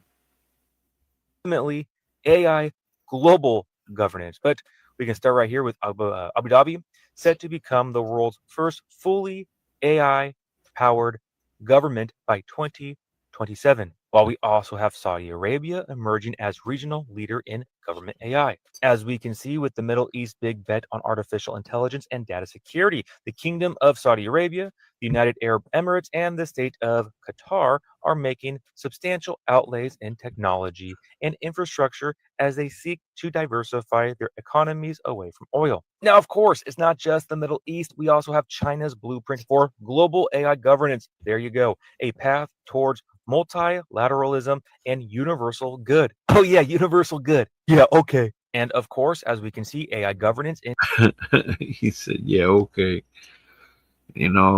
I get his sarcasm, you know what I'm saying? Like, I don't believe that neither. Japan, global leadership through responsible innovation. As we can see, AI governance is growing in Asia Pacific, key developments and takeaways for multinational companies. And now it's not just Asia or the Middle East. We also have Ukraine and Estonia are embracing government by AI. While of course we can't forget about Russia, how Russia contributes to building the global AI architecture. Yo, Are you noticing a Frankie. pattern Yo, here? what up, Well, I Frank? might as well add Europe into the mix right here with the European Hold on, let me Commission hit pause shady real quick. What's up, brother? Happy holidays, man. That's love right there. How's your family, man? I hope everybody's good. Hell yeah, man. Just doing my late night thing. You know what I'm saying? The witching hour.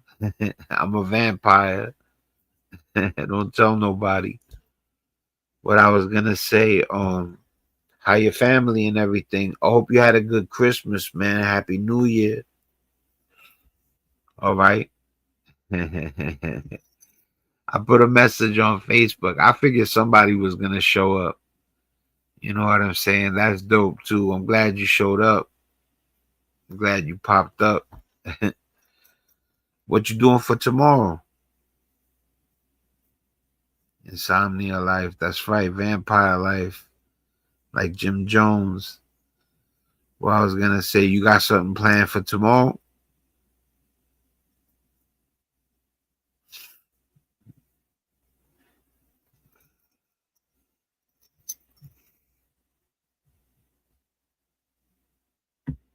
My nigga. Yeah, I'll be going to listen to the beats, man. I'ma stay supporting you, man. I noticed you wasn't posting like you was at another time. I know you was posting a lot.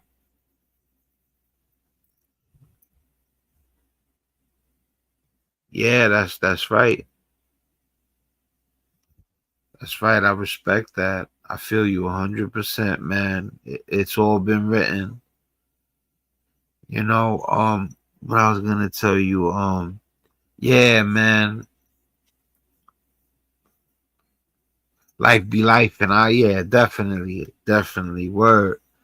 What I was gonna say, I'm gonna stay going to your channel too. You know, there's still videos I haven't shared on my channel, so every now and then I'm gonna pop in and just drop shit on my channel. You know,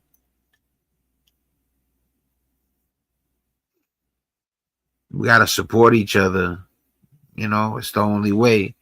You know, that's why too. Like you see me share your jump off of out of nowhere. You know, and that's not gonna be the last time neither. Matter of fact, after this right now, you know, I'm gonna take this as a reminder. I'm gonna head to your channel and I'm gonna drop mad jump offs of yours on my Facebook page.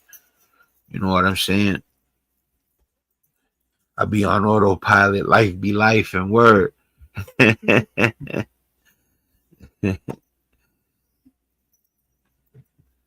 know, I gotta highlight that comment right there. You know. So, but I'm gonna keep going with the show for a second. You know, mess with me. Check out what I got to show. The stuff that I'm watching is dope right now. It's ill. You know, I'm gonna play the video so we got something to watch. In the next frontier of AI governance in finance. Global AI governance on agenda as Lisbon Forum. Representatives from countries on 3 continents and international organizations join Council of Europe. Latin America and the Caribbean caught in the middle on AI governance. Africa at the table, the urgent call for scalable African-centric AI governance. Are you picking up what they are laying down? They are not even. Yo, this channel is so wild, man. Definitely shout out to Minutes of Horror. I think I already hit thumbs up. You know what I'm saying? Yeah, I hit thumbs up already. Let me full screen it again. Yo, the next stuff I'm gonna be dropping coming up in a second is, you know, Anthony Joshua was in a car crash. So something's going on with the whole Jake Paul fight or whatever. But I didn't watch the video yet, so I don't want to jump the gun. In about like 5 or 10 minutes, the video is gonna be on. So I'm gonna keep letting it play. But we're about to get to that part. Been trying to hide their agenda. They are making it very open and blatant. AI governance, global AI governance, lockstep, just like in 2020, where every country went lockstep with what happened during that time, as you guys all know. So, with that all being said, it is my own hypothesis, my own speculation. Yeah, I ain't going nowhere, man. I'm persistent. Like, look at the music videos, Frankie. Really, like, some people, like, listen, I got people that they love me, man. I got my brothers. And I got my brothers that I know some of them haven't checked out the videos like thoroughly. And then I got dudes that they know I even get busy like that. But like Lisa Lopez, Mystery, Energy. You know what I'm saying? Glory Road. Like you gotta really stop and take a listen to those for me, man. Really. You know what I'm saying? Some of the commentaries too, like the edited commentaries. Check out the Panini and Fanatics one. That one's pretty cool. That's some collectible shit. But yeah, man. You know, the music is ill. I'm not stopping. I'm not stopping, Frankie. I don't care. You know what I'm saying? I'm already good too. Like people don't know. People don't know that I don't need this. You get what I'm saying? You know, I need it for myself. You know what I'm saying? Because I'm that ambitious. You know what I'm saying? I'm never gonna stop trying to tackle something new. But don't think I ain't already conquered something. You know what I'm saying? You know, I'm humble. I'm not the dude that jumps on YouTube and be like, I did this, I did that. Like, do I really look like a dude that that hasn't, you know, accomplished anything? I've accomplished, trust me, and I'm content. Just my son alone makes me content, Frank. Let me check the comments too, my bad. You know.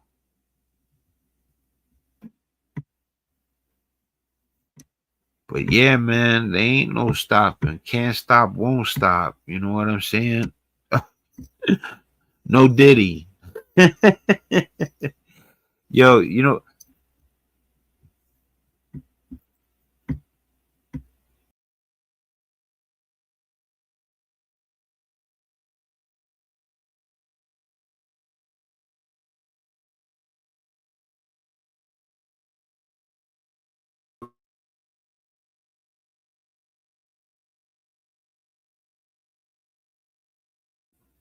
Let me fix this too real quick. It don't even matter. Let me just shut down the camera. It don't matter. The avatar is good enough. But yeah, you know, like it's on and popping. You know, the more you do stuff, the better you get at it. You know what I'm saying? When I was editing at the beginning, I was horrible. You know, but what you got to do too is not only is that you don't, you know, sometimes you get like you doubt yourself. You can't doubt yourself, and those things that require extra work that drive you crazy that a lot of people don't want to bother going through, like learning a piece of equipment, taking editing to a next level, you know, learning AI to a different degree. Like, you know, you got to step your game up. You know, I got to stop procrastinating. There's certain levels I should have took this to already, and it was like, you know, like I procrastinated. You know what I'm saying? But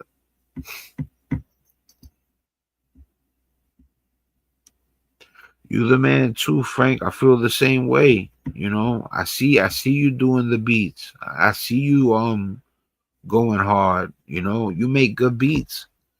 You know what I'm saying? Really good beats. Like you're a professional beat maker, period. You know, nobody could take that from you. You accomplished that. What do you use to produce the beats? I'm about to hook up my little setup.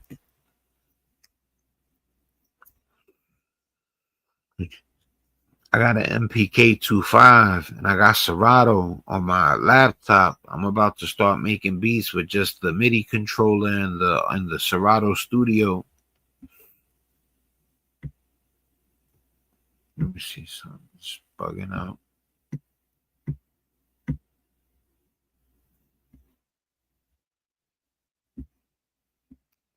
Yeah, but you know, it's okay if you don't want to divulge what you utilize to make beats.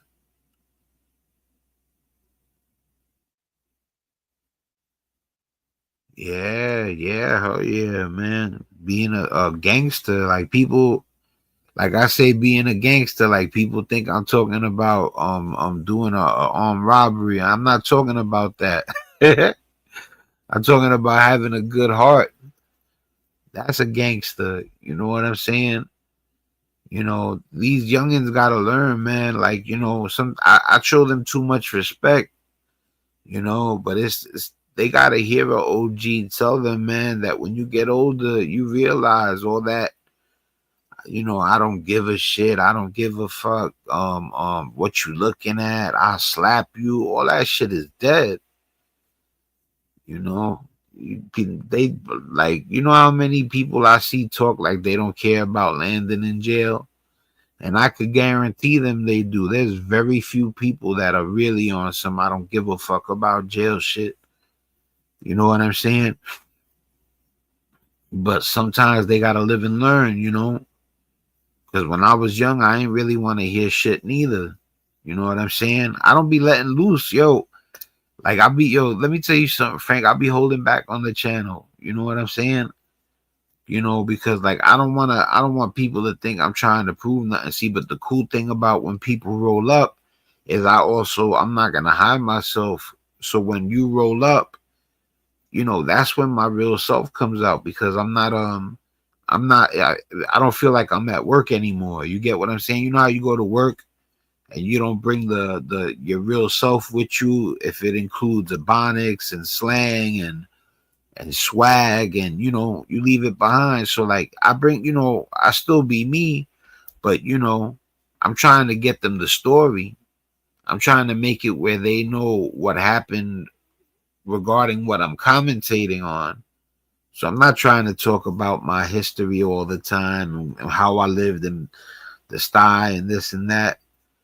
But yo, you should roll up more often. You should roll up more often. When I got there's certain people I connect with, like you said, real recognize real.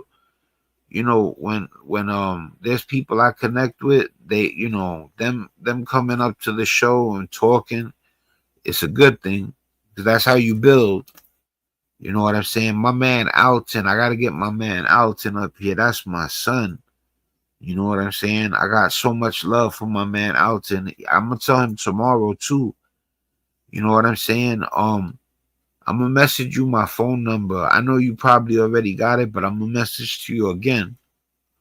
You know what I'm saying? And tomorrow or the day after, if you want to link up and go live, and I get my man Preem up here, you know, we could go live together. We could pick a topic together, all that, something you're interested in, something we all interested in. You know what I'm saying? And we could start rocking the lives again. You know, like I said, I'm not stopping. You know, I had stopped the lives for a second because the edits come out so good. You know, the edits are amazing. Like the last couple of edits I've done, they're good to watch. They're easy to watch, and they're definitely informative. You know, but the edits are so good, but they take long. I put a lot of work into that. You know, they think because you get a little help from AI that it don't take a long time. Yo, a video, a good video, one that's like just 20-30 minutes, it could take me like 2-3 days to edit it. So, you know, when you want stuff to come out good, it takes a second, you know. Yeah, let me play this stuff real quick too. That the writing is very clearly on the wall. The problem, reaction, solution. The problem is everybody's in debt. All the countries are hurting economically. We have corruption. The spaceship wreck looks like it could make a decent shelter. I had to put a lot of effort into getting the corruption and other things for a reason, to make the human run, or quote unquote human anyway, run governments look bad, to make an AI governance. Yo, this channel's amazing. Telling you, the stuff coming up is dope. Watch. It's in another like 5 minutes. We're gonna be watching it look better. Matter of fact, that is exactly what Albania did. Albania said there is just way too much corruption within the government, so we're going to go ahead and introduce our first ever AI minister that is also pregnant with over 80 children that monitors the government. So that is definitely a very, very good theory. Listen up. Do y'all remember that video the World Economic Forum put out that you will own nothing and you'll be happy? Let me show you some things you probably haven't realized because we're already there, y'all. Y'all remember when we used to have CDs and tapes? Now you Let's see what she's talking about. Everything's in the computer, she gonna say. have to pay a subscription every month to listen to your music. Not only that, but you have to pay a subscription to watch television. Do you have a Ring doorbell? You're paying a subscription for that too. Most of you with gaming systems are paying a subscription to play games. You're paying subscriptions for software like Microsoft. Do y'all remember when we had printers and we didn't have to pay subscription? I don't mean to shoot holes in her theory, but to be honest with you, there's free games and there's YouTube for music. You know, but I guess she's right if you want to walk around, but you know, there's a way to get free stuff, but I get where she's going with it. For those? I'm not here to poke holes in her story. Let's hear what she got to say. Well, now you do. We have ebooks that you have to pay for subscriptions for. This is all for control because if they don't like what you're reading or what you're listening to or what you're watching, they can cut it off. Back in 2000, There's good games that are free, like Fortnite, Call of Duty, Destiny. They're free, even though it's just a core package. That's enough for you to get busy with. Trust me, I play Destiny, I play Gambit for free. 2009, Amazon erased the Orwell books from Kindle. Y'all remember that guy that said this same thing was going to happen? How many of y'all She ain't lying about the government being controlling, though. own a house? How many of y'all think your children will ever own a house? With the housing market as it is, I wouldn't bet on it. Y'all remember when cars were affordable? Not only that, but do you remember when car insurance was affordable? Because I do. It was about 10 years ago. Now I'm paying $300 a month and I've only been in one wreck in my entire life.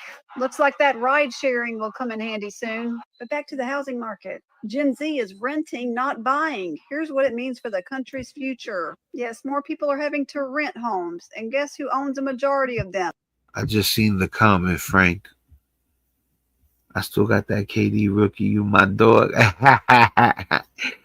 Yeah, you know, what's crazy is I'm gonna do giveaways again. You know, there's a couple of things that I'm waiting for to fall into place so I could go hard with certain things.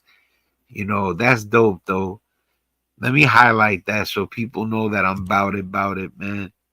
Yeah, because we did a giveaway when I first started the channel. As you can see, somebody actually got a card.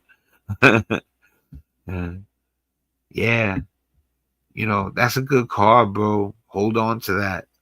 You know, it could take a second for it to blow up, but that, you know, that's something that could be worth hundreds of dollars one day. And if you're talking about your kid holding on to it, it could be worth maybe thousands. That's a fact. Because Kevin Durant is a true Hall of Famer. And he went to Stephen Curry and he got them 2 rings. There's nothing nobody could say about it. Curry, I think Curry would have gotten more than 2 rings somehow, but he won 2 rings without Kevin Durant. Those other rings that he won with KD, listen, he started to get nervous. I remember those finals. I seen those finals. I watched them like every second. And when Stephen Curry was in the finals with Kevin Durant, he started getting nervous. He couldn't knock down shots, and he started deferring to Kevin Durant. That's the word they use, deferring, because that means it's like without even thinking, you're giving him the ball. You're like, he's the one. Boom. So even though people want to talk shit about Kevin Durant, and it's the truth, it's not even talking shit. He went with the team that whooped him.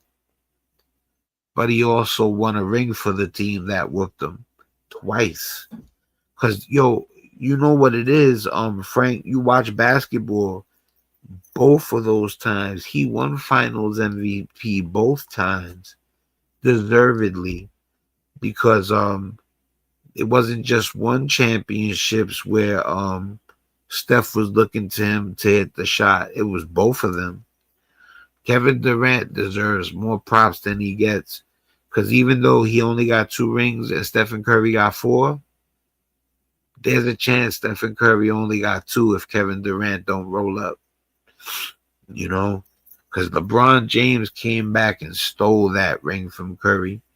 You got to understand, like, it's different if LeBron James comes back and wins if they go down one game. But they were down 3-1. And basketball is so dominant, nobody was able to even come back from a 3-1 deficit. Where in the other sports it was 3-0. But in basketball, they hadn't even come back from a 3-1. I think they did it in the earlier rounds, but not in the finals. He took that ring from Steph. That's when they recruited Kevin Durant. You know what I'm saying? Yeah, Andre Iguodala. Yes. That's how you know too. Steph is he's up there with 4 rings. Besides LeBron James, he's the closest thing. But at the same time, and another thing that you gotta shout out Stephen Curry. I haven't seen nobody 6'2" or smaller or 6'3". Was he 6'2", I think? 6'2" or smaller win a ring as the main option.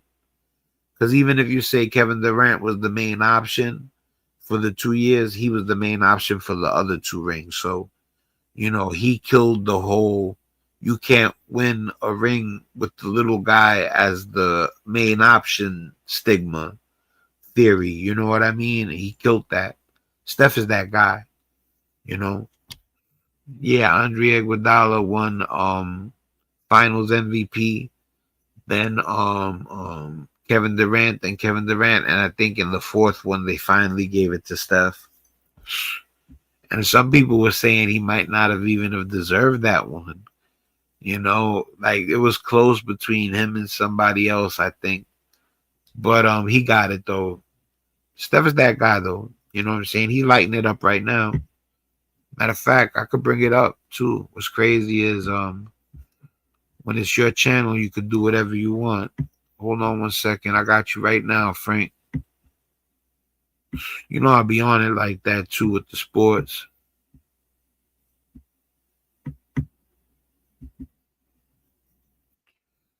That's the top 20 players in the world right now, Frank.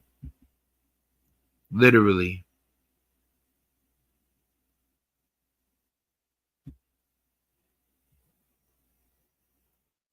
Yep, that's the top 20 players in the world right now. I keep trying to squeeze in Laurie Markkanen, and there it goes. I got him.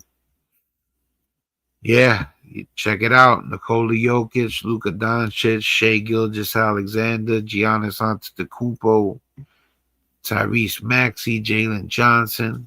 Yo, Jalen Johnson literally is probably the biggest sleeper in the world right now. He's the 6th best player in the world, right behind Tyrese Maxey. And this dude is averaging, well, he's ranked 6th in the world. That's what matters. He's only averaging 24 points, like 23.7 points, but with 10.4 rebounds, 8.4 assists, 1.4 blocks. He's shooting 52% from the field goal percentage. You know, let me read what you wrote.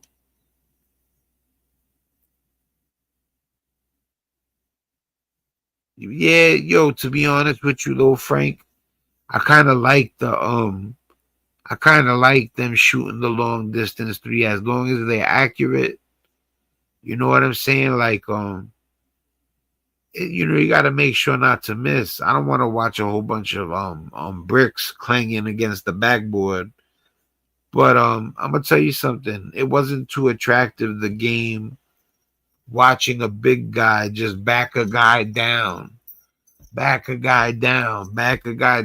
then throw a hook shot. I'd rather see a 3-pointer from the what do they call it? The key, from the smile. I forget what they call that. It's close to the half court line.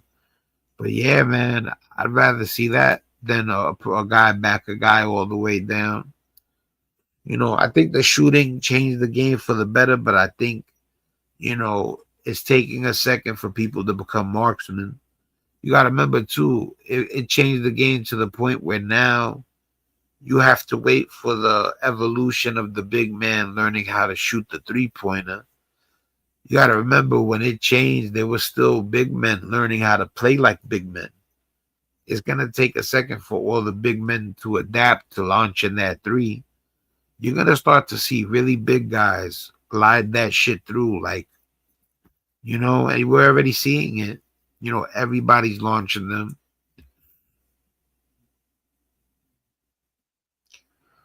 Yeah, it's hard for a small point guard to be the number 1 option. You're not really going to see.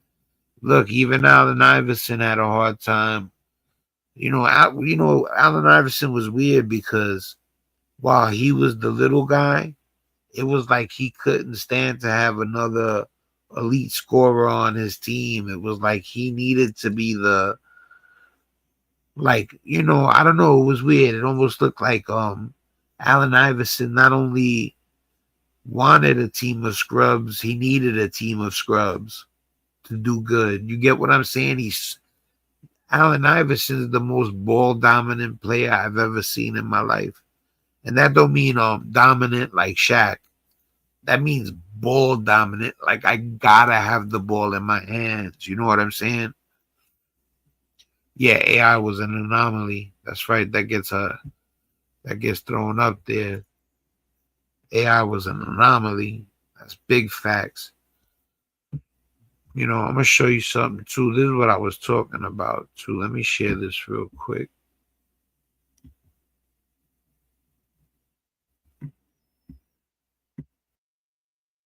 Oh no, hold on 1 second.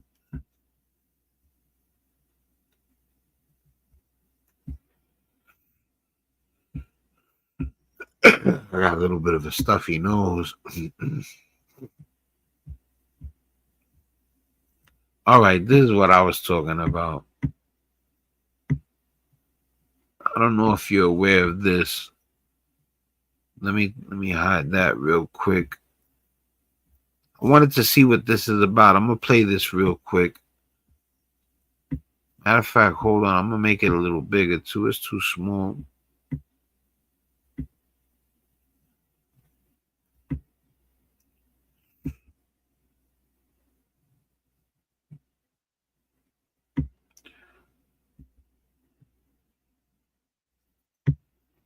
All right, let me full screen it real quick.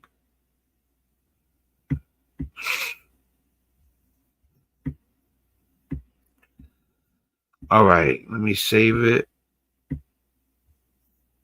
All right, cool. See, I don't know exactly what this is about. I think I have an idea, but rather than guess, let's just see what it's about by hitting play.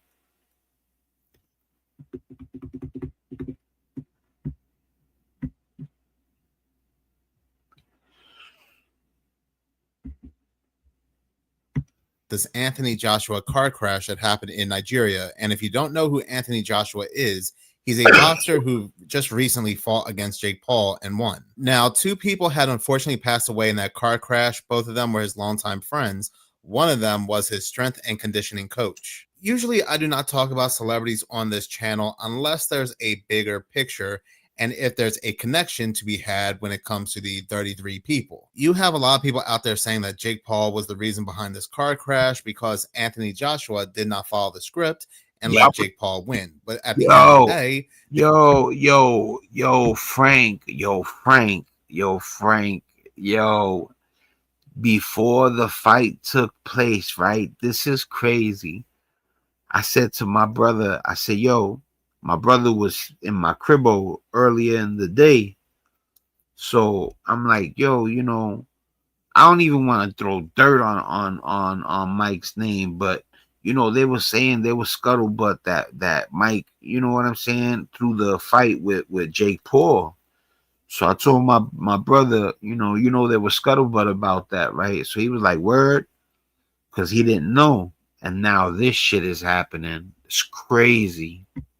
Listen to this shit. That is crazy that I told my bro that they were saying that there might have been some funny style stuff with the Mike Tyson Jake Paul fight. And then now listen to this, Frank.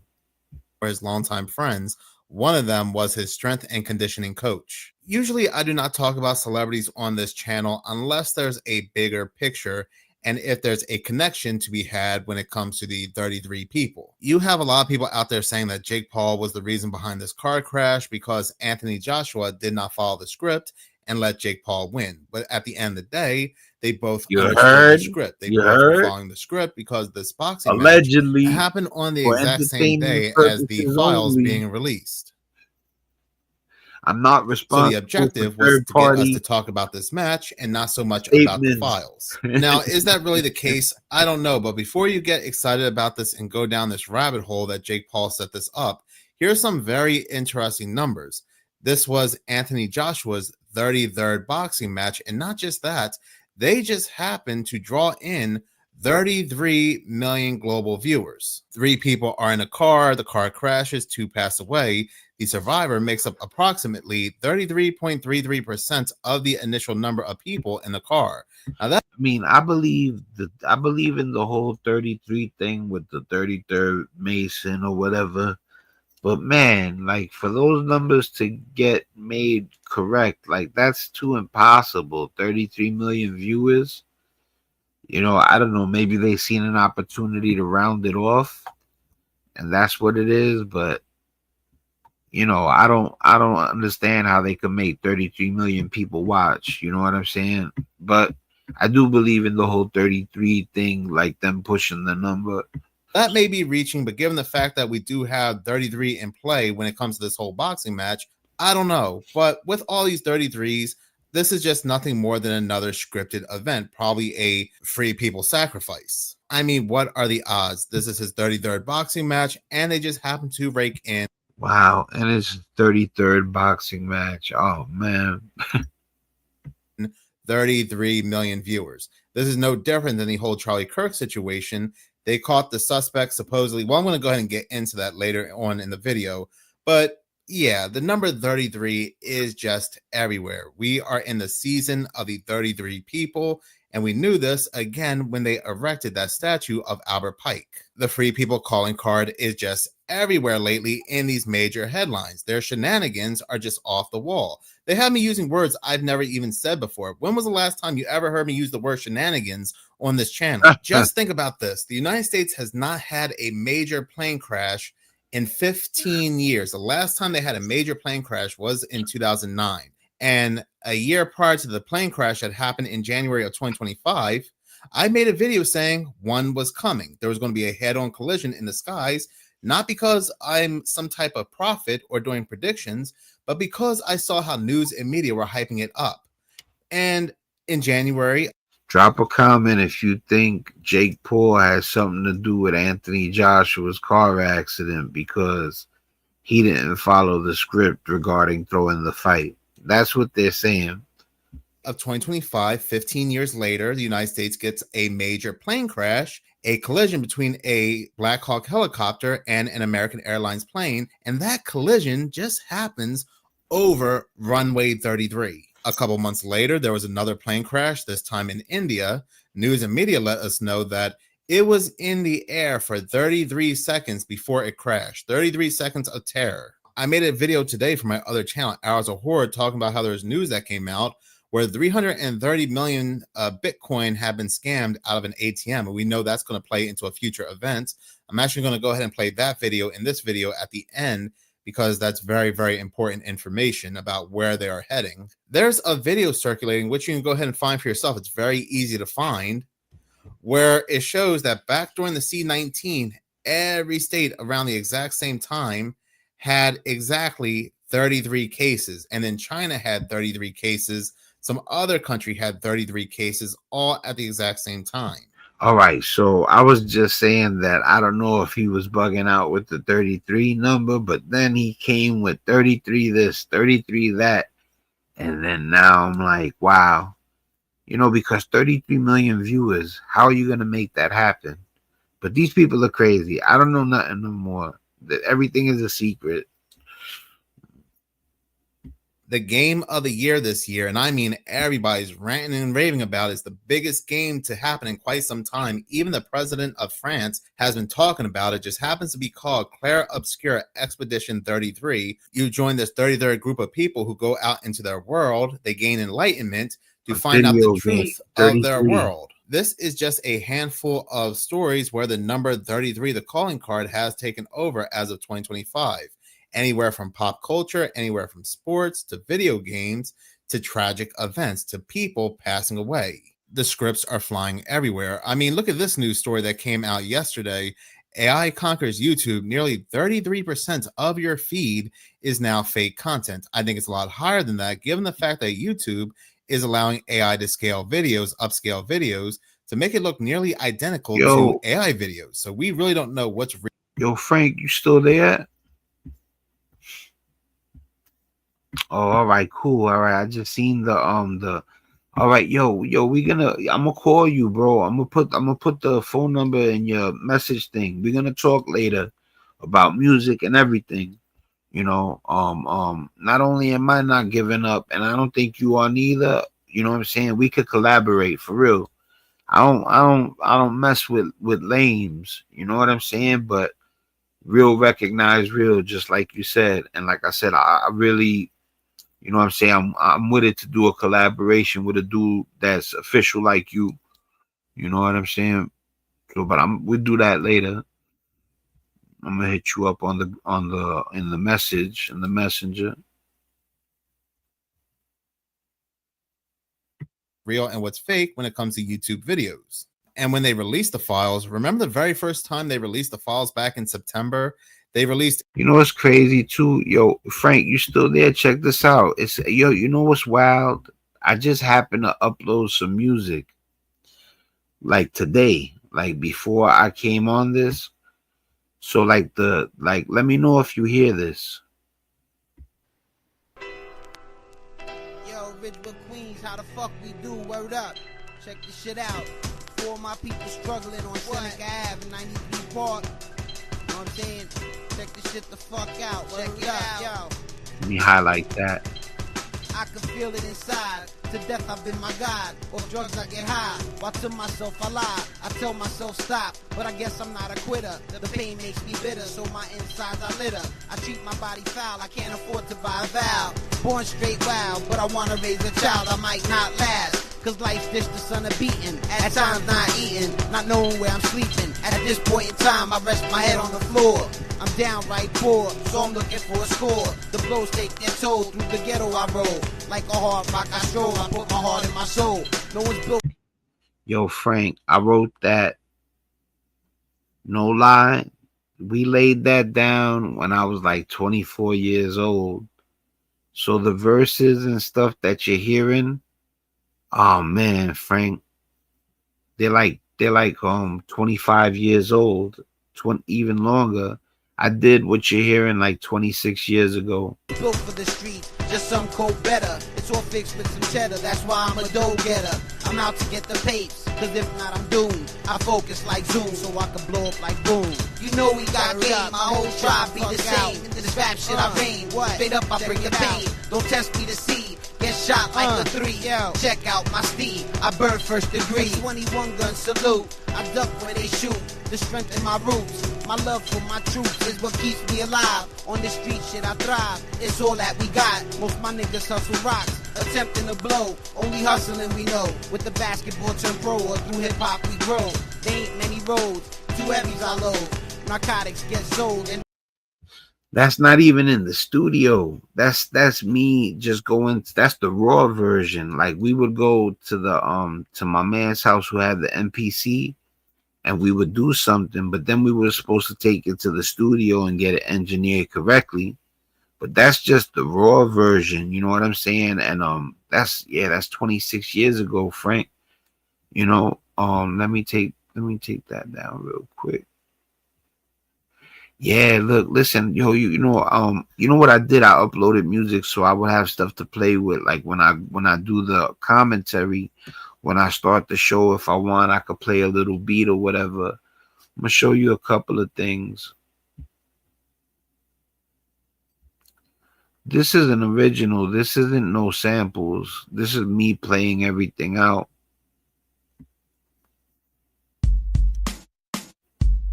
It's all me, everything, no sample.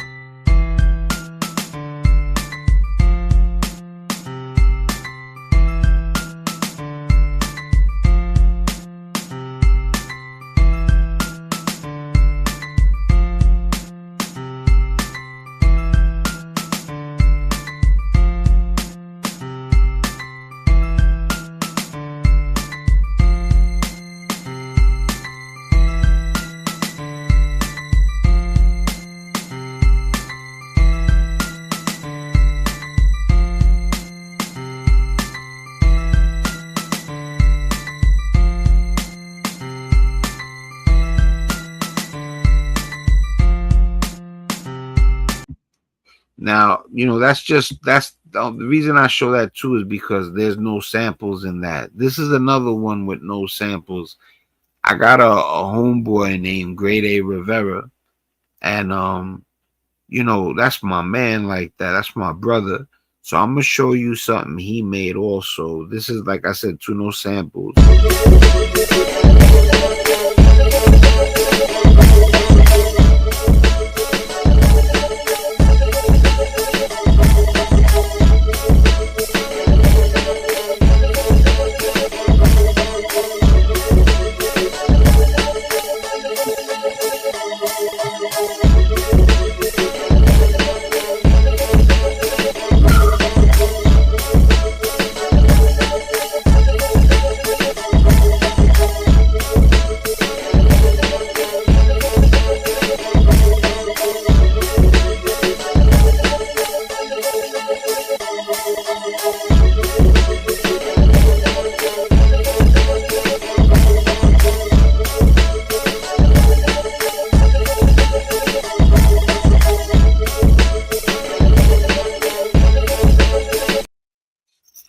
Yeah, can you hear the music?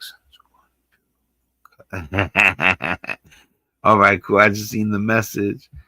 Yeah, you know, let me show you something else too.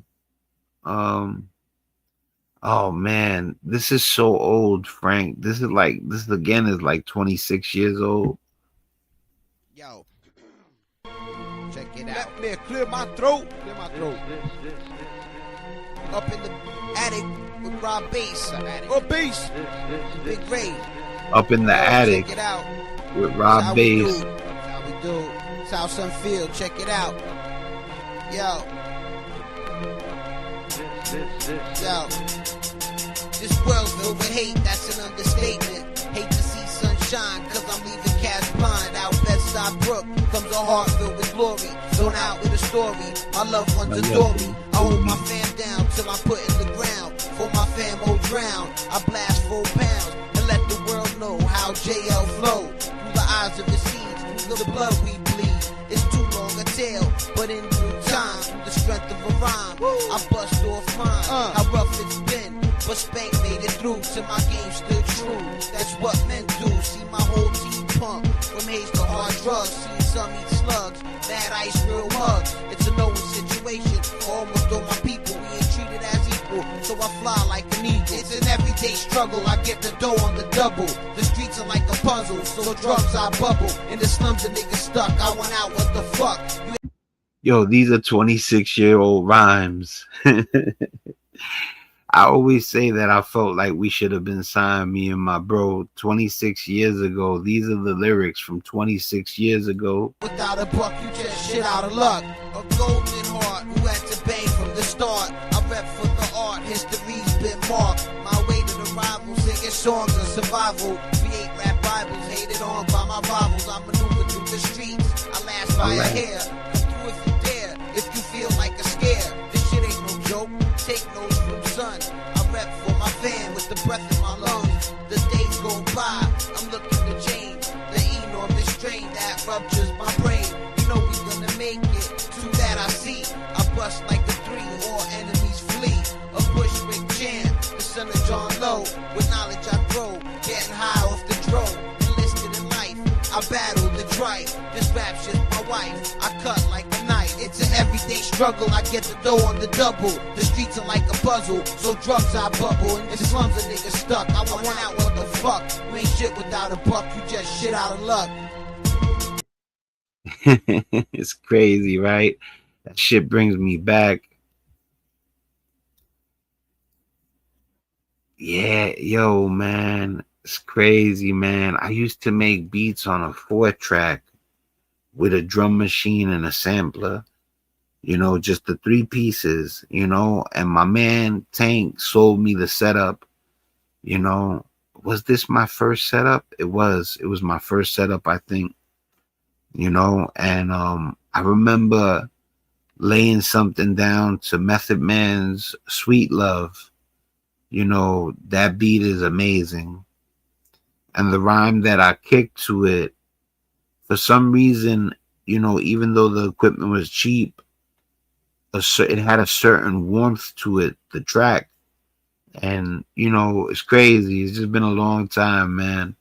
I wish I had access to real engineers, because another thing was the guy that used to engineer for us, he didn't know the equipment as well as he needed to for us to get a lot of stuff done.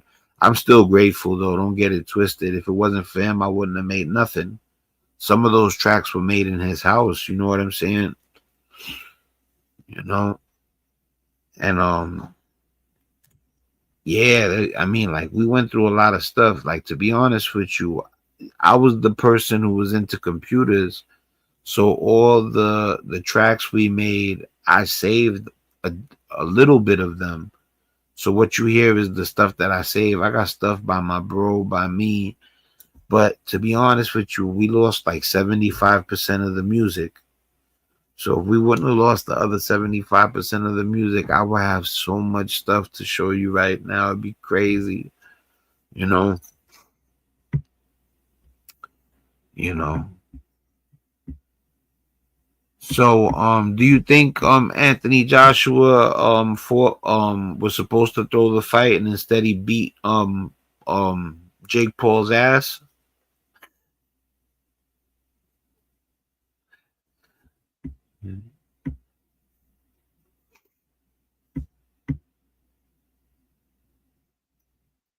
Yeah, because that's what they're saying. They're saying that Anthony Joshua, that's his name, right, was supposed to throw the fight and he didn't throw the fight, and he whooped Jake Paul's ass and he broke his jaw.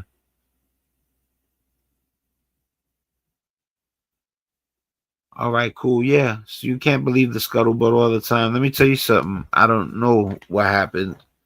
You know, for now, it is what it is. You know, he broke his jaw.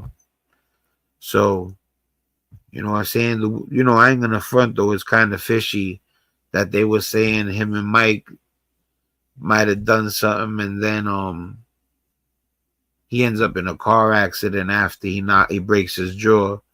But like I said, you don't know until something's solid. Until then, it's just speculation.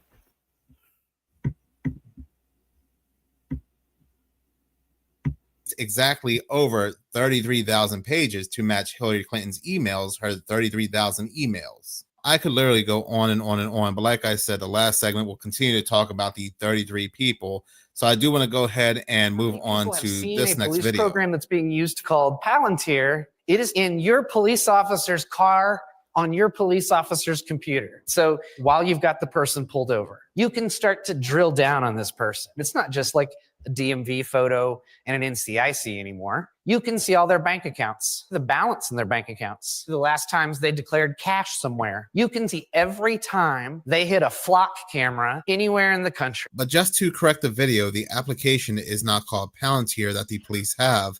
The application is actually called Gotham, and this was given to them by Palantir. It's an AI tool that does a complete sweep of an individual after they pull them over, probably not even pulling people over, probably just scanning random people in the street, and they'll probably pull you over after the AI tool detects something. But yes, it'll pull up all kinds of information, including your bank account, what you have spent cash on, and things like that. You may be asking, well, how will they know what I purchased with cash? Remember this individual right here? He has a very viral video asking the same exact thing.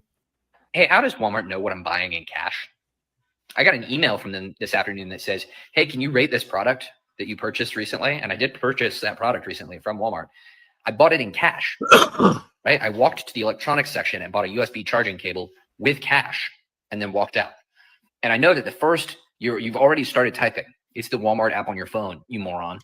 That is a fair assumption. I do not have the Walmart app on my phone. I've never had the Walmart app on my phone. And further, I did not have my phone with me on this trip.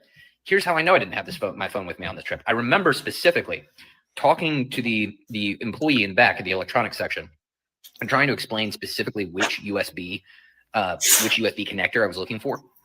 And I couldn't explain it well. And so I tried to pull my phone out to show the gentleman what I was looking for, and I didn't have my phone on me. And so I had to continue my game of terrible charades and torture this poor guy until he finally was like, well, look, here's what we've got. And then I was able to find what I needed. But The point being, my phone was not on my person. I don't think I even have my headphones on my person. I didn't have any electronic devices on me. So how does Walmart know what I purchased in cash? So I said to him, no, Nigel, not without the brie. Indubitably. And you are? Oh, don't worry. I'm basically one of you now. Hey, how does that is because this individual was picked up by Walmart's AI facial recognition cameras. And that's not a conspiracy theory because they're actually being sued for that. The AI camera picked up what he was buying, how he was paying with cash, who he was, they got his email, and this is what police have. All these. I'm not with all that invasive nonsense, man. You know what I'm saying? Like, you're going too far. Like, whatever. You need surveillance in your store to make sure people don't steal. That's fine. But, like, they too extra with it. Like, it shouldn't be where you got to go through all that, AI facial recognition. It's like too invasive. Like, they don't respect the Constitution anymore. Like I said, though, I can understand if they trying to keep people from stealing stuff and they got cameras and stuff, but they're getting too like it's crazy. Recognition cameras are reporting back to one source, which is basically Palantir. Now the police, they have this Gotham, which tells everything about you, where you've been, what you were purchasing, and so forth. Because all these facial AI recognition cameras are interlinked with one another. This is 1984 on steroids. There is no episode of the Black Mirror or the Twilight Zone that can compete with current reality. This is so ridiculous. If I were to make a video on how many times the number 33 has appeared in the major headlines of these very suspicious news stories, I would be here all day. Matter of fact, I'd probably be here all week. So yesterday on my other channel, Minutes of Horror, I had spoken about how out of nowhere, scientists and researchers let us know that we no longer have the traditional 5 senses, that the human body has exactly 33 senses. Oh, when he said the 33 senses before, I didn't even realize it was 33. What are those extra senses that lead to the number 33? I don't know. They don't tell us. They just know 33 exists. But it gets even better because the FBI has let us know, the same FBI that caught the man that ended Charlie Kirk's life in 33 hours, even though his parents had turned him in, but whatever. On a very interesting side note, many do not know, but the number of people that lost their jobs for making fun of what happened to Charlie Kirk were exactly 33. 33 people were fired. The same FBI are letting us know that there have been 333 million Bitcoin scams through the ATM. What a very odd and peculiar number of Bitcoins to scam in the year of the 33. It sounds. You see, that's what I'm saying. Like let's say he's telling the truth, which I believe him. Like, that's my man, the dude does the channel. Like he really does a good channel. But what I'm saying is they probably like just make up the numbers so it's the same name as it's the same number as 33. Sounds like another order and chaos situation. They give us the chaos and then they proceed to give us the order. They give us the problem, then they give us the solution. Well, what's going to be the solution here? The FBI has said that this is a clear and constant rise and it's not slowing down. Back in 2024, scammers caused roughly $250 million in losses, more than double the figure from the previous year.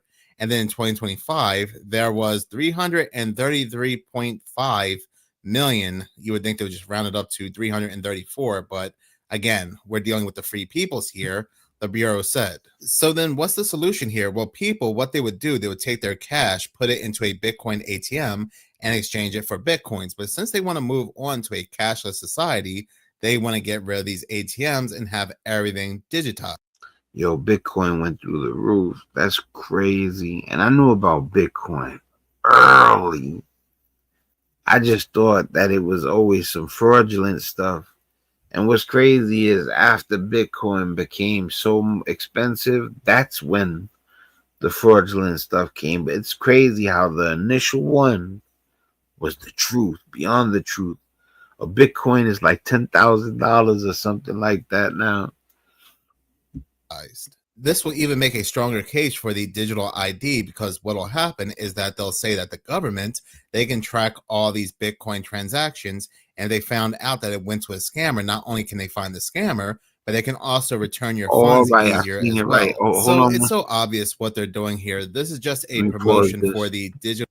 All right, Frank, man, I'm gonna get up with you. What I was gonna say, yeah, I'm gonna definitely inbox you. You know, expect that message. I'll talk to you later, brother. Let me highlight this too real quick. Have a good night, bro. Good morning, good night. You already know.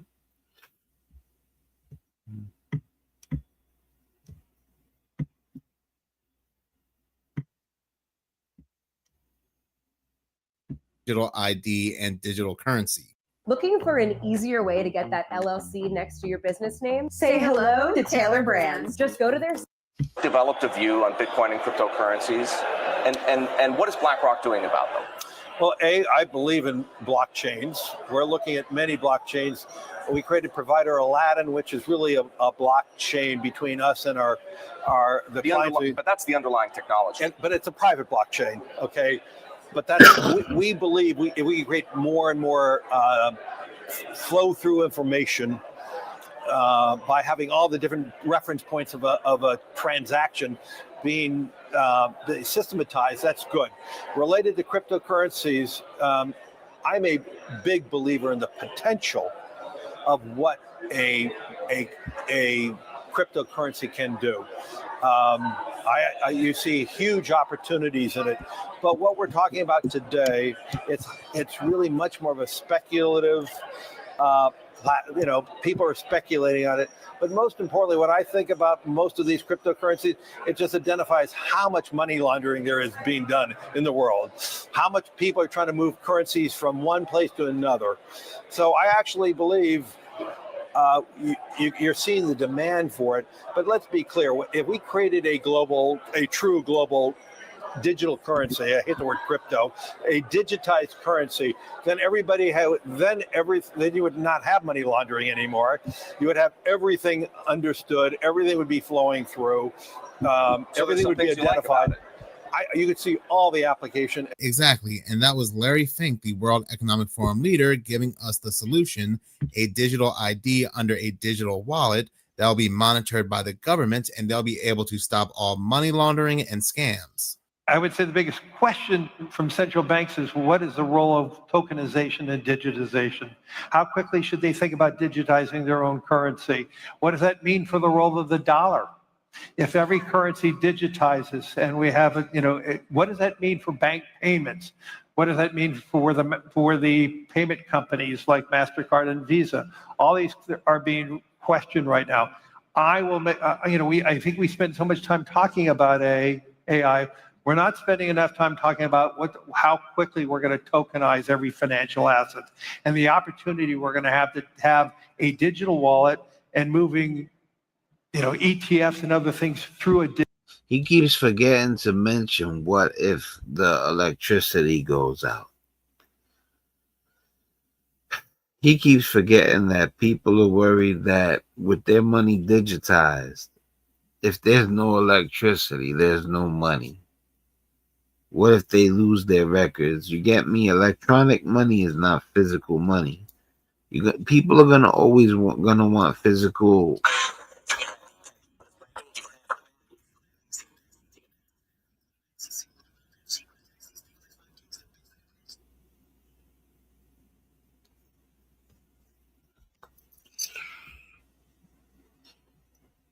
Yeah, but like I was saying, digitized currency is still something that I'm not certain about, and I don't think the world should be certain about. You know who's the person that wants you to digitize your money? The person who benefits from digitizing your money. Simple as that. Digital wallet. And I think that's going to happen worldwide very rapidly. And I think most countries are ill-prepared for that and underappreciate how technology is changing that, not unlike how technology is changing AI and other things. It will be changing the technology around the plumbing of finance. This will give them complete control. If you spread misinformation, if you do not get your jab. If you do anything they do not like outside the narrative, they will cut off your wallet, meaning you cannot buy or sell. You'll be pretty much kicked out of society until you become a good little NPC. It is just so interesting how we are mimicking China. I wonder how that's working out for them. Dingo broke, they got deleted. In China, tens of thousands of young people are suddenly homeless, not because of money, but because the system erased them. Imagine a society where everything you do, everything you say, and everything you buy is controlled and evaluated by the authorities. This is what the Chinese Communist Party calls social credit. By using the mechanism of social credit, we'll be able to establish a blacklist of people and create a system of punishment that will be based on a scientific theory. These punishments will serve as a whip to rebuild moral values. Our society needs it. The country's social credit system decides who's trustworthy, but if you're blacklisted, it's game over. Your WeChat Pay stops working. You can't receive your salary, can't buy food, can't even book a train ticket. It's like being alive, to but hear the digitally. song, and Many are now sleeping in the streets, cut off from every. I just didn't want them to hear the song, and I get a copyright hit, and then it messes up the video. Let me lower this real quick. I'll put it on Do Not Disturb real quick. Probably my homie that I was just in the room with.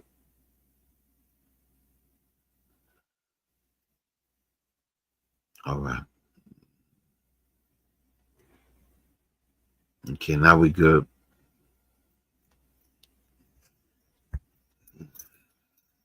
All right, yeah, I rewound it because I wanted to hear that about the homeless people in China. It's crazy.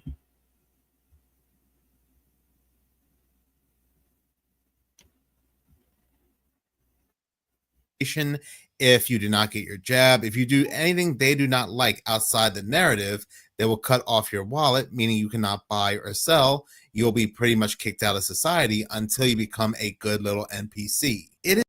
That's why people, I'm telling you, don't give up on physical currency. Don't make it where you think it's not that serious, you know, and even if you could buy even gold or, all that stuff is important. It is just so interesting how we are mimicking China. I wonder how that's working out for them. Dingo broke, they got deleted. Make it a habit. I laughed a when they said they got 10-minute deleted, AI routine every morning. You'll be unrecognizable by Christmas. You in? In China, tens of thousands of Sad. young people are suddenly homeless, not because of money, but because the system erased them. Imagine a society where everything you do, everything you say, and everything you buy is controlled and evaluated by the authorities. This is what the Chinese Communist Party calls social credit. By using the mechanism of social credit, we'll be able to establish a blacklist of people and create a system of punishment that will be based on a scientific theory. This is why too I wanted to talk to you people about something. I had another segment that I was going to cover, but I never got to cover it because I cut it. But there was a point that I wanted to make regarding the segment, and I almost forgot it because I cut it.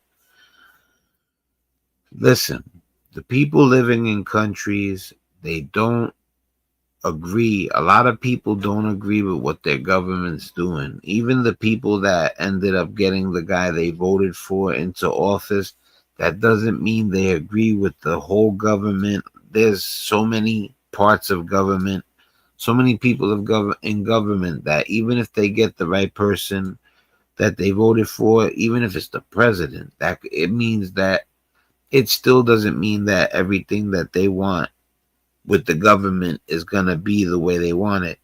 So when you see a government do something foolish, you're not supposed to be like those Canadians, those Russian people. That's the government. Those are the higher ups. That don't got nothing to do with the everyday working class Russian person. You understand? Like, stop with the whole those Russians, those Americans, those, because when you say that, all of the little people think you're talking about them. Not really me. I'm inclined enough to get it, you know, and so I'm pretty sure there's others that get it too. But what I'm saying is, it's not about if you're smart enough to get it or not. It just comes off like you're saying you hate the whole country because of a move, somebody that the everyday person doesn't even know, or a chance they can't stand them. So, like, if Donald Trump does something you don't like, other country, whoever I'm talking to, you know, France, China, Russia, Ukraine, um, um, anywhere, Mexico, Canada, whatever, Ireland, you know, when the person who they elected president does something that you don't like, don't say you American and include me. You understand what I'm saying? So anyway, let's get back to our regularly scheduled program. These punishments will serve as a whip to rebuild moral values. Our society needs it. The country's social credit system decides who's trustworthy. But if you're blacklisted, Social credit. it's game over. Your WeChat Pay stops working. You can't receive your salary, can't buy food, can't even book a train ticket. It's like being alive, but digitally. Many are now sleeping in the streets, cut off from everything. Jobs, Yo, housing. listen, man, I'm not going to say what's wrong with China because I just said don't do that. What's wrong with the Chinese government, whoever's in control of this? Like, that's not how you do it. You don't delete people. Come on. You know, and another thing, I remember when they had it where you couldn't have but more than one child, or two children, or one child. But like what I'm saying was, I never really understood what happened if you made the mistake of having a second, you know, and like, you know, I just don't think it was something I really want to know the answer to. Even communication, all because one app, one algorithm decided they don't belong. It's not science fiction. In China, it's a reality. Then there's the public shaming. Photo galleries of blacklisted citizens. This is why a big shout out to Minutes of Horror. I always shout my people out. You know, I want whoever I showcase on my channel, for them to be honored also that I showed them on my channel, that they made the cut, because I'm hoping that they're flat. I want them to know that I'm flattered that I'm able to even let people see their work. So like, this is an amazing channel, and this, what he's pointing out, is amazing. I never you know, I know that the world is a cruel place, but I didn't know people were literally getting deleted like they lived in a computer until now. There's even an app that shows who around you is in debt. They're not criminals. They didn't steal, cheat, or harm anyone. They just fell too low on a score and vanished from the digital world. I'm watching The Watcher on Netflix. I just finished watching it. You know, I don't want to blow it up for other people, but the crazy thing is that in the story, there's a part, but then they twist the true story. So what I'm about to tell you is not going to mess up the show for you. Now, I'm going to just tell you something. You're not going to be able to really associate it with the show. Trust me. So don't worry about no spoiler alert.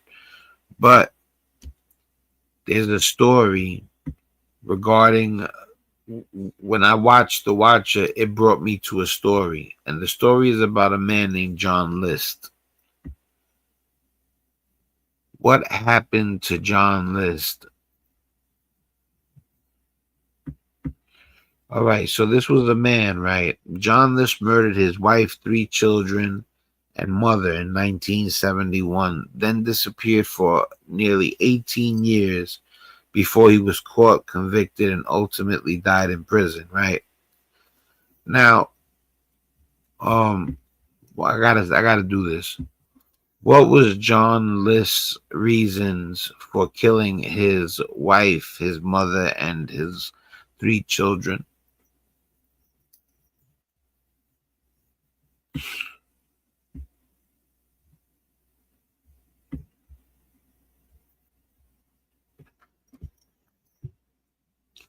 John List stated he killed his wife, mother, and 3 children to save them from the shame of financial ruin and to assure their souls a place in heaven before they fell victim to what he perceived as a world's growing moral corruption.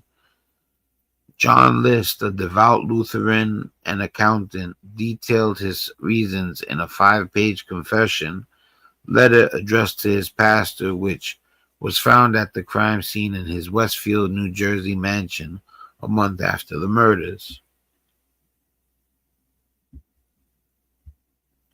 His reasons include financial problems. List had secretly lost his job and was deep in debt. We don't really need to go any further with that. Well, he believed his family could not endure the disgrace and poverty. Perceived spiritual decline. He was troubled by what he saw as his family members straying from their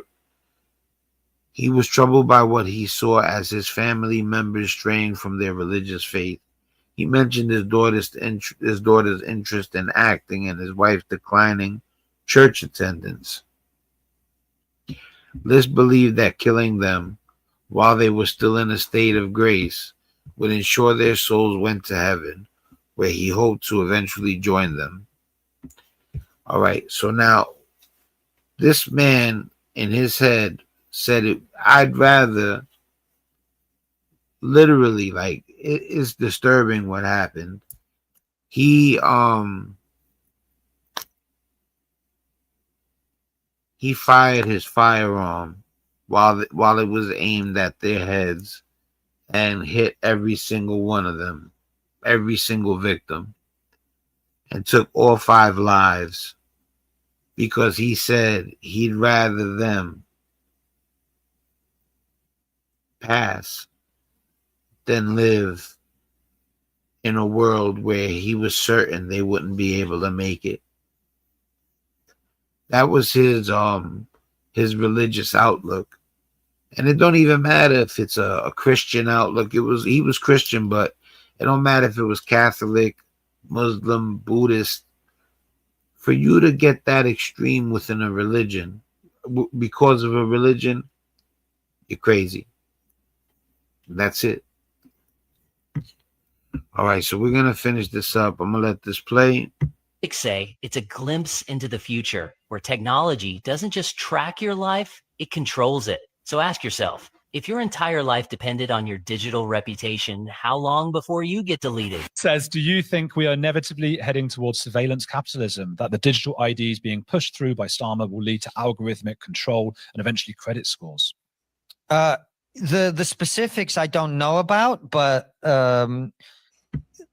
yes. I look, we were just in San Francisco, and